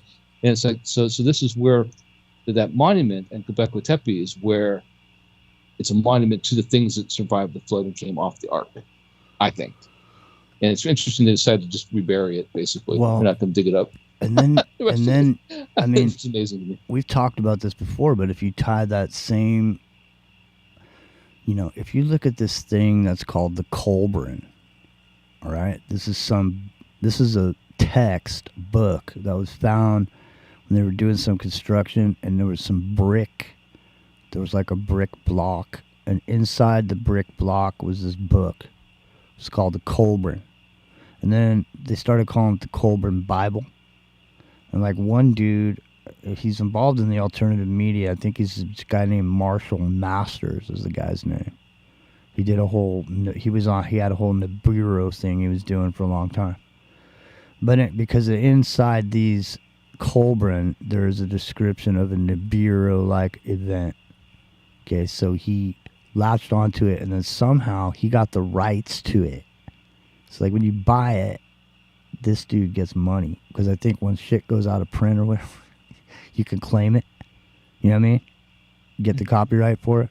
Rio, is that how it works? Like when once the copyright is expired, you can claim it as yours. Yeah, or you can declare it public. Yeah, so he claimed it and called it the Bible, the Kolbrin Bible or whatever. So if you type in Kolbrin or the Kolbrin Bible, if you want to look at it, but there's a creation story in the Kolbrin, and it ties into what Epic was just saying, because there's a being that's created, and there's already people living on Earth already before this person shows up in this creation story.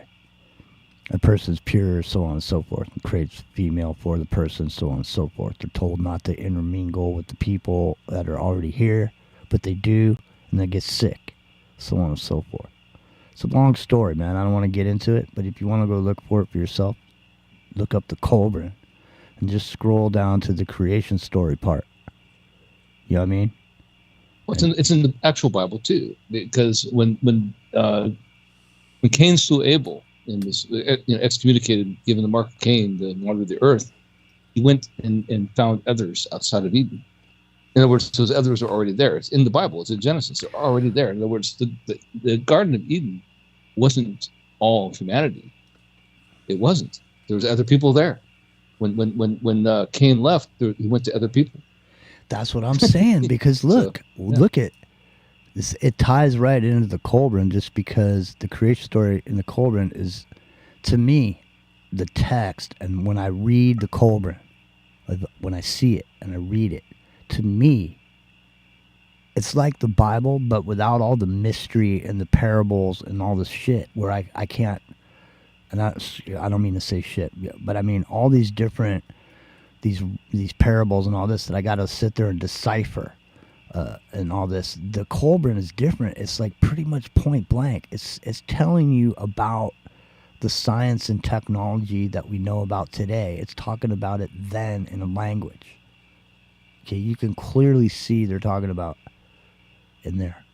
And so it's mind-blowing. It's the same as the Bible. So in other words, what is the original sin that the two perfectly created people that God had created here for to exist, that the fall from that garden was when some of these other people intermingled with the female species that God had created?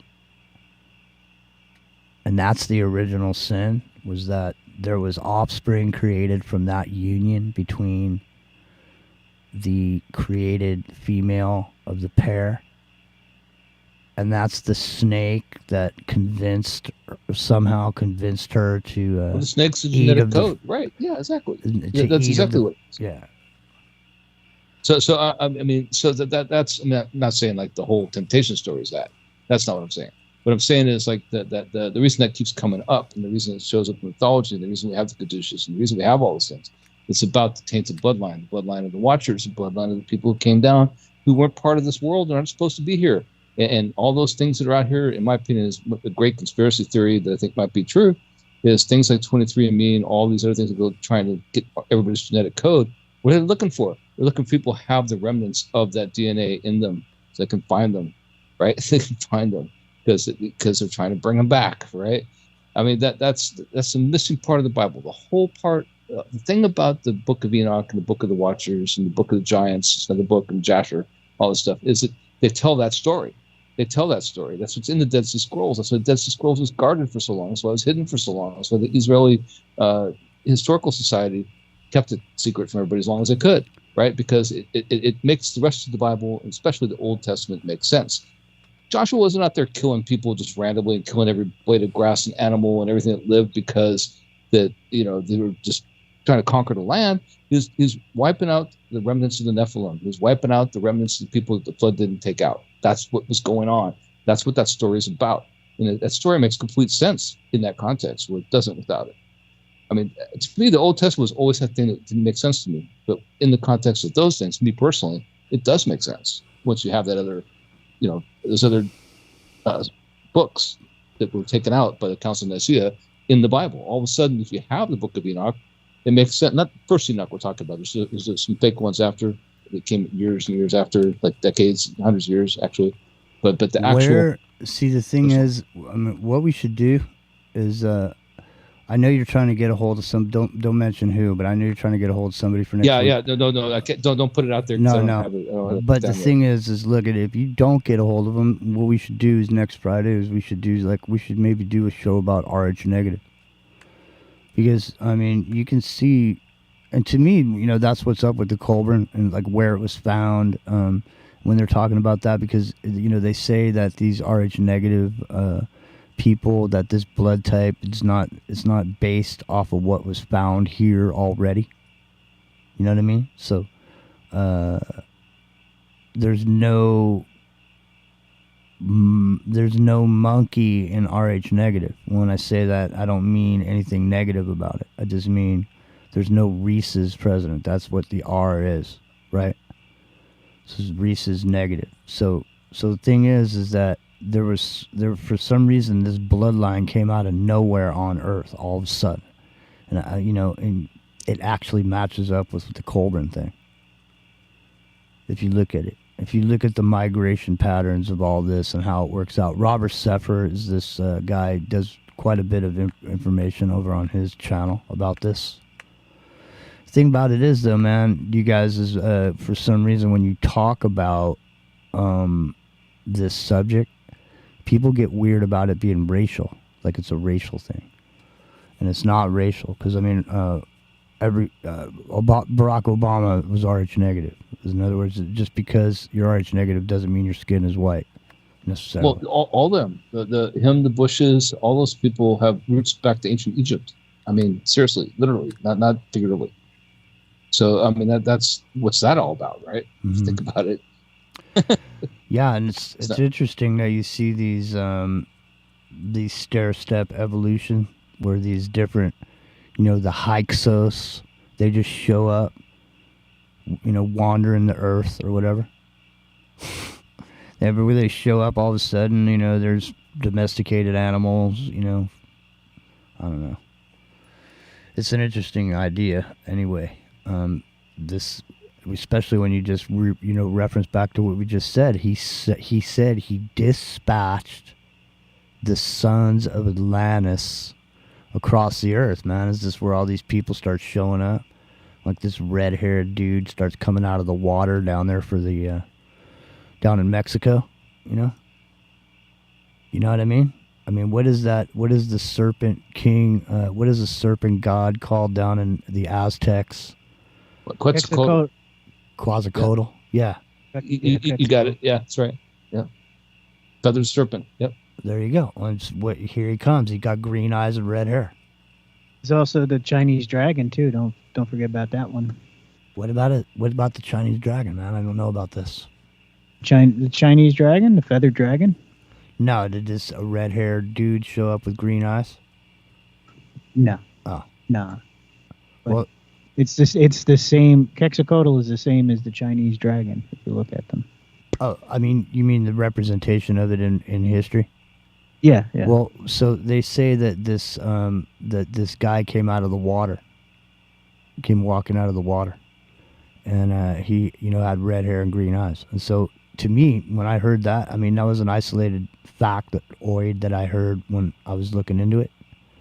And all of a sudden, then it came over me that I started thinking about, these dispatching of these priests from, around, around the planet, and these ideas and these pyramids and all this technology showing up all in these different places in isolated incidents with different languages and different peoples all across the earth. Same ideas, except for the ideas developed for the people that it's developed for, in the place that it is, So are you talking about the Dogon people where they had Sirius B already mapped up, and they had talked about the creature came from the water, and that they can describe and gave them knowledge?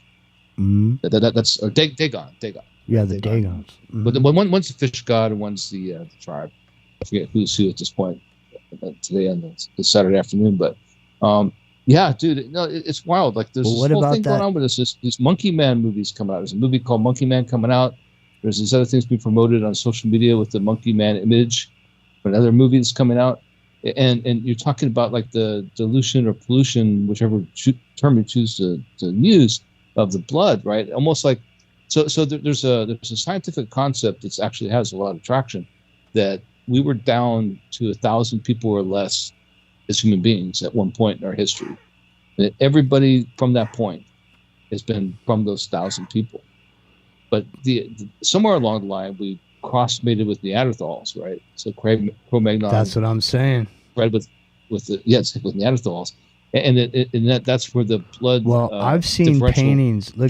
I've seen artist representations from the Hindu about the building of some bridge, and they were building a bridge, and there was like a representation of the building of this bridge, these artwork from back in the time, and they were showing these hairy monkey-like men that were carrying all these stones to put across this river to make this bridge, and it was interesting.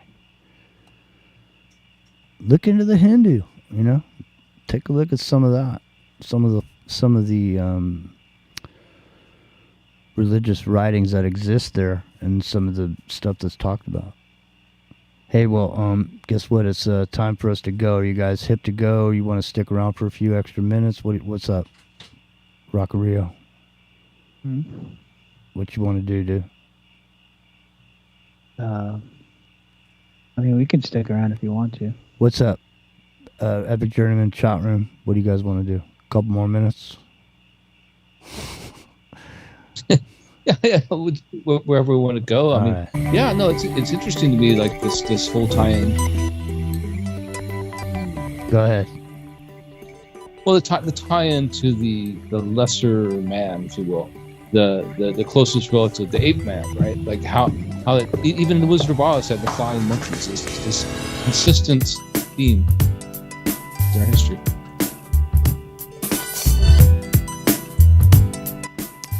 Saturday night. Mine's Jimmy.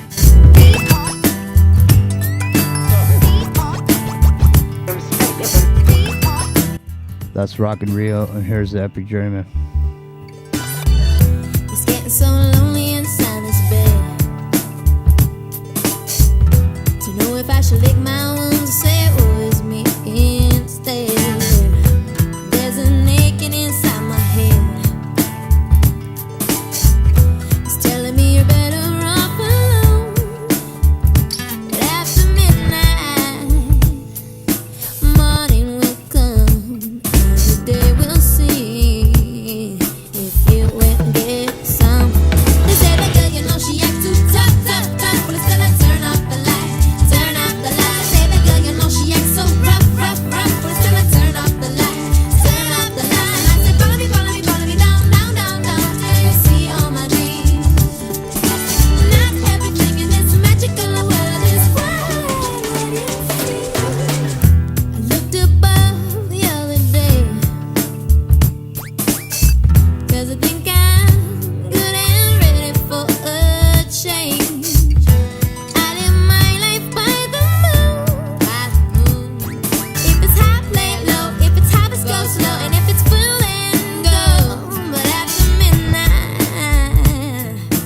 morning will come, and the day will sing.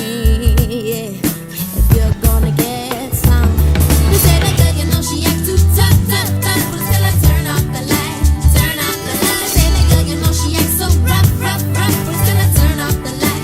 Turn off the light. I said, follow me down, till you see all my dreams. Not everything in this magical world is what it seems. I'm searching for things that I just cannot see. Why don't you come up here with me? And not pretend to be cool with me. Wanna believe I can do it on my own without my heart on my sleeve. I'm running, catch up with me, love. Where is the love that I'm looking to find? It's all in me, can't you see? Why can't you see? It's all in me. I've been down and I'm wondering why these little black clouds keep walking around with me.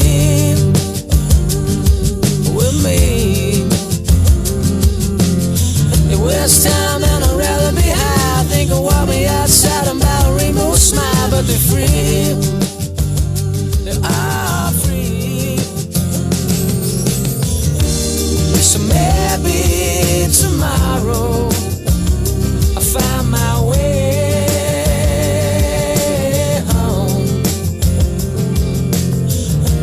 So maybe tomorrow I'll find my way home. I look around at a beautiful life of being the upside of down, being the inside of I, but we breathe. We breathe. I wanna breathe in an open mind. I wanna swim in the ocean. Wanna take my time for me. Oh, me. So maybe tomorrow I'll find my way home.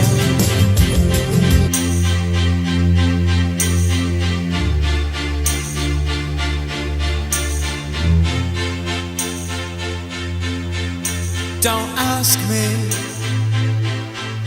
what you know is true. don't have to tell you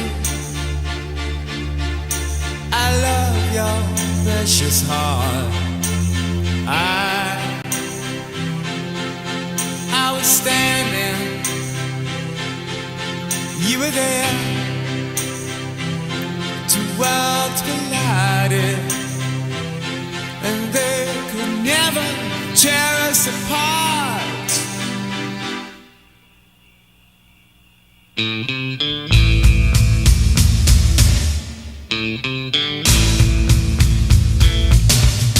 We could live for 1,000 years, but if I hurt you, I make wine from your tears. I told you that we could fly, 'cause we all have wings. Man, dude, I just had a major, seriously, a major revelation just now. Came to me. Sniff asked a question in the chat, and it made me think about what I was gonna say to answer him, and it just now came over me, man. Washed over me like a wave.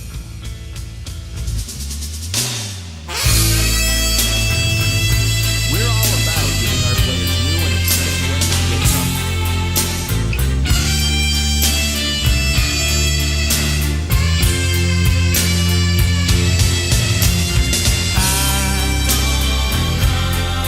I was standing, you were there, two worlds collided, and they could never tear us apart. You were standing, I was there. All right, man. I just realized, you know the power of the logos. You hear, Rio, you've heard about the logos. You know what I mean? The logos. You know what? The logos is a meme. Okay? The snake is a meme. The snake is the meme because of the qualities of the snake. If I say the snake, and you think the snake is the devil, but is the devil, or is the devil just a meme of what the devil represents? I don't know. There's power in the logos, just like there's the power of the meme, isn't there? The logos, if you see a certain symbol, it creates an energy flow. It's like a cymatic language of the Sumerians represented in the symbols of the Sumerian text. There's way more to it. It's 3D, man. It's like Contact, when they realized that the message was 3D. The Bible's 3D. It is, yeah. It is. Here's Jerry Garcia from 1979, the Keystone Palo Alto. I was there, man. Please forget you knew my name, my darling, Sugaree. Shake it, Sugaree. Just don't tell 'em you know me. Shake it, Sugaree. Hey, you can't smoke that in here. Give me that joint.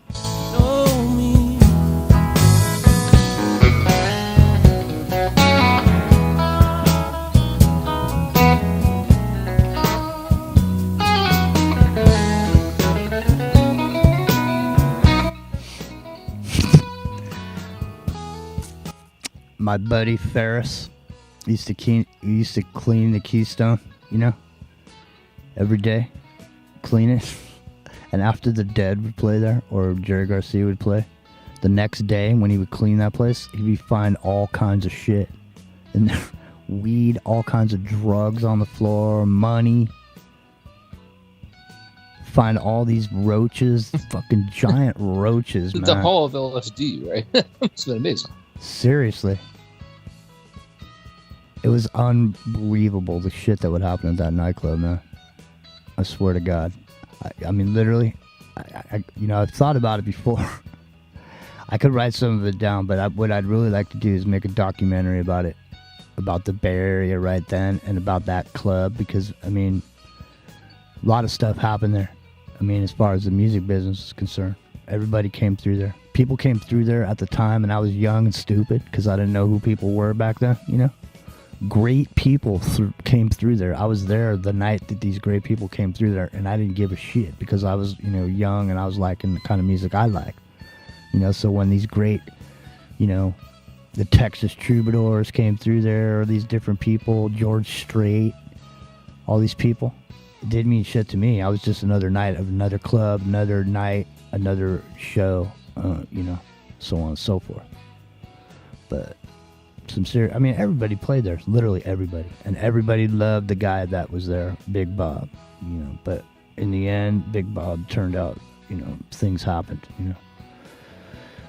But anyway, since I'm here, Metallica played there. You could definitely talk to James Hetfield you could ask him about the Keystone. If you ever bumped into him someday and just walked up to him and go, "Hey man, you ever remember the Keystone?" He'll tell you did. Same thing, Red Hot Chili Peppers, Fishbone, Dead Kennedys. There's nobody that you could almost name that didn't play there at some point.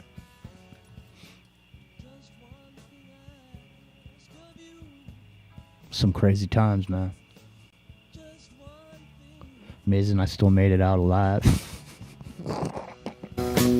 Please forget you knew my name, my darling. What about you, Rio? It's amazing you made it out alive, too. You said last night, how many years did you say you were on the road? Give or take about 10.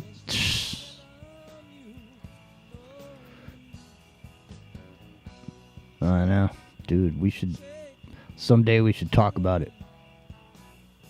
No, I should interview you guys. We should make a documentary about it. Seriously. But I've never lived that life. I have a good friend who was a roadie for Quiet Riot, of all people, right? But that's my limited experience in that domain. Well, let you me guys just both say have this. some great experience to share, though. You had a buddy. If you had a buddy, this is going to be mind blowing, dude. If you had a buddy that was a roadie for Quiet Riot, I played a gig with Quiet Riot, that's right. You said that, right? At Sherwood Hall in Salinas. So the fact that you saw me when I was in junior high on my skateboard, and now some roadie that might actually saw that gig. That's some crazy Almost shit. undoubtedly, yeah. Right. Seriously. I don't have no pictures from that gig. There's pictures, but I don't have any of them. That's when I got sick, I looked back at my life and I fucking realized I didn't have any mementos of anything. It's like when I'm hanging out with people, I'm not like, "Hey bud, let me get a picture of you so I can prove it later on that I was hanging out with you." Get a selfie, right? That's why that's why they let me hang out, because I'm not like that. Think how worthless that is now too. Like in the age of AI, when you can make an image with anybody, anywhere, anytime, it doesn't mean anything anymore.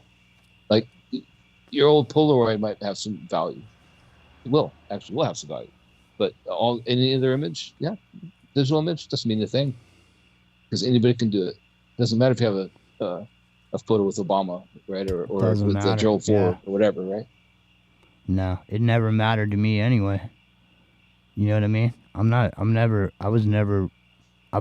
that kind of a person. You know what I mean? I don't give a fuck. Well, you and I and probably Rio are the kind of people who'd see Bigfoot and not take a picture. Because you know why? Because it's too busy, caught up in the moment of interacting with Bigfoot, right? We're not thinking about. I was living my life, man, not trying to prove it later on. You know what I mean? That's the thing down too when you live in Los Angeles and stuff, and you're just going around, doing something, you're doing stuff. You see celebrities all the time, but nobody walks up to them or anything. You don't see anybody mobbing anybody because everybody's hip to it. I mean, everybody that's there in the that works in the industry or whatever, they're not like fawning all over people or whatever when they see them. It's just normal. It's just like normal people. But the clingers or whatever, they want to kink. Let me get a picture with that. It's like sign something. Well, happy birthday, Tina. Or whatever. I don't know. I guess I wish I would have. At that point when I realized I didn't have anything, like there's nothing there except for my memories in my own head. You know what I mean? Like if Rio, if you didn't share like the stories of your life or whatever, no one would know. You know what I mean? Yeah, it's true. You'd be the guy buying the sandwich with the greasy fingernails or whatever. But nobody would know you were sitting there with hearing stories about what happened on 9/11. You know what I mean? With Richie. Richie, you know what I mean? I'm just saying. I mean, old people, you seen them in your whole life when you were younger. You looked at them. There's like, hey, look at that old man. Blah, blah. But you have no idea what happened to him. You know what I mean? He's got no. That's why you respect your elders, man, because they have that wealth of experience to talk to them. Like one of the things that I thought that was really insightful that Alice Kwiatkowski said when I interviewed the BBC way back when we were talking about the Mandela effect. That's why I was there, right? And she said, she was talking about memories. She goes, memories. I mean, that defines who we are, doesn't it? Like, if you, isn't that who we are? If you don't have your memories, what are you? Right? I thought that was a great question. Right. Because it is your memories that kind of define who you are. Right? It is. Right? If you don't have them, then what do you have? Right? Nothing. Yeah. You're just sitting there. That's what I mean. It didn't mean shit. It doesn't mean shit to anybody but you, is what I'm saying, too. No one knows about it. It's not the same as just having them. Right. I'm just saying, your memories don't mean shit to anybody but you. That's true. And it's not your memories only, but mine either. My memories don't mean anything but to anybody but me. They may be an interesting story at some point, or funny or anecdotal or whatever, but realistically, it's just a story, man. It's just words, happened to somebody else.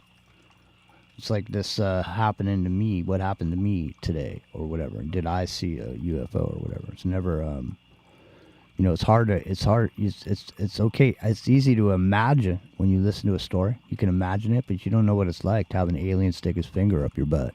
When you hear a story like that. It didn't happen to me in my story, by the way. That's that's good.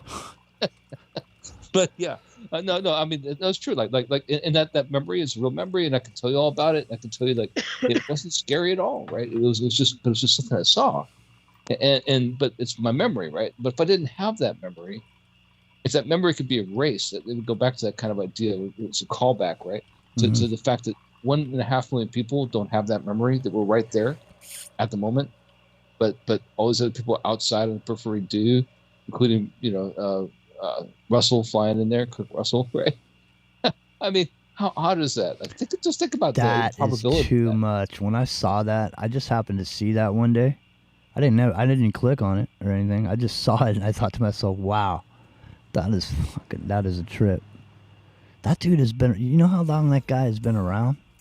I mean, that dude was like a child. It's like Forrest Gump, dude. He's been everywhere. I'm just saying, that dude is like a child role model. I mean, he was one of the original role models.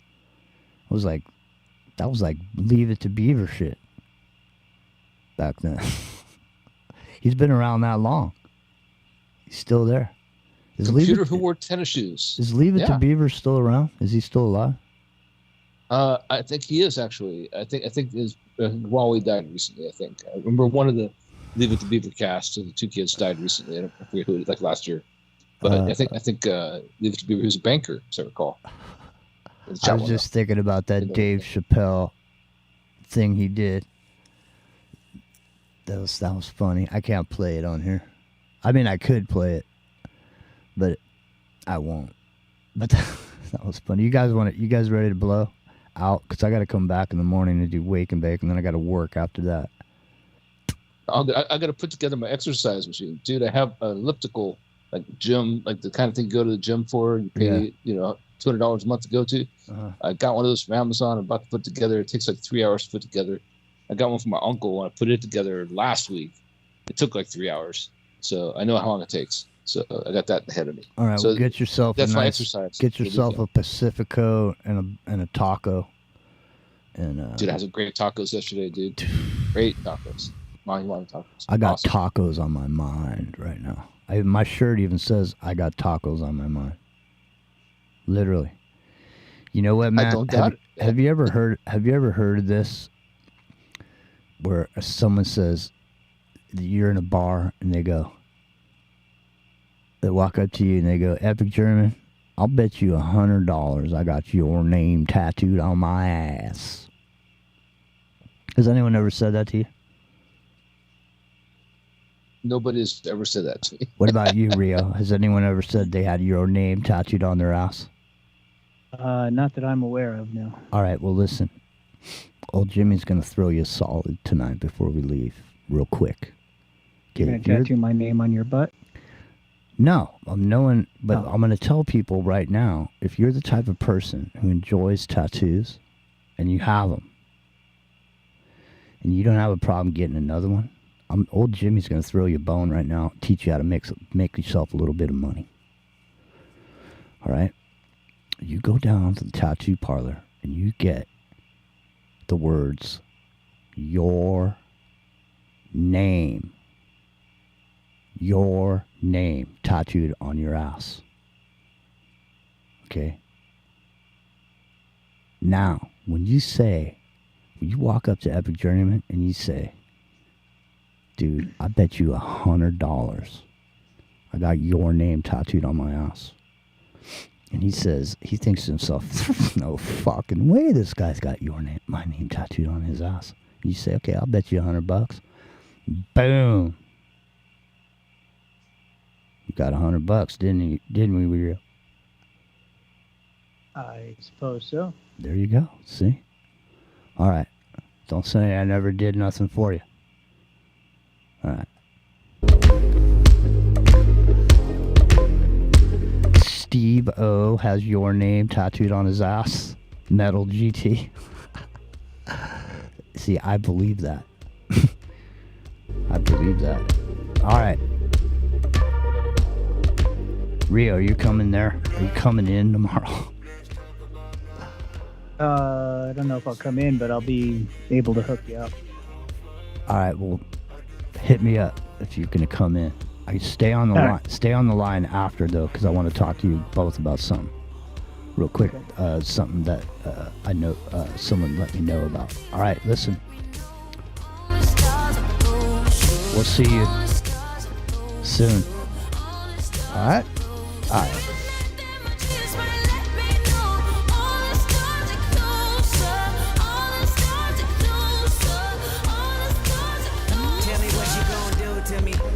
Confrontation ain't nothing new to me. You could bring a bullet, bring a sword, bring a morgue, but you can't bring the truth to me. Fuck you and all your expectations.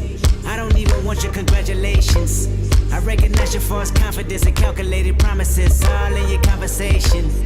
I hate people that feel entitled. Look at me crazy cause I ain't invite you. Oh, you important, you the moral to the story. You endorsing, motherfucker, I don't even like you. Corrupt a man's heart with a gift. That's how you find out who you dealing with. A smart percentage you I'm building with. I want the credit if I'm losing or I'm winning. On my mama, that's the realest shit. Let's talk about love. Is it anything and everything you offer? How do you feel it on you? I know you feel it on you.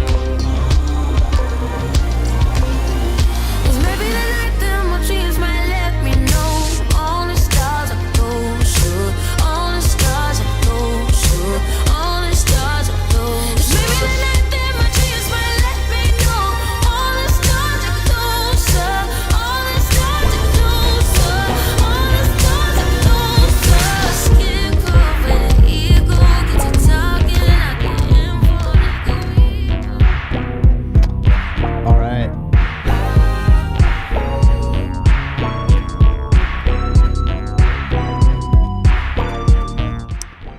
going to see you guys in the morning.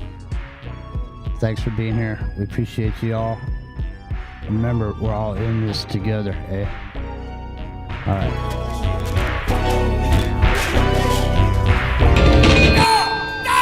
We talking about peace.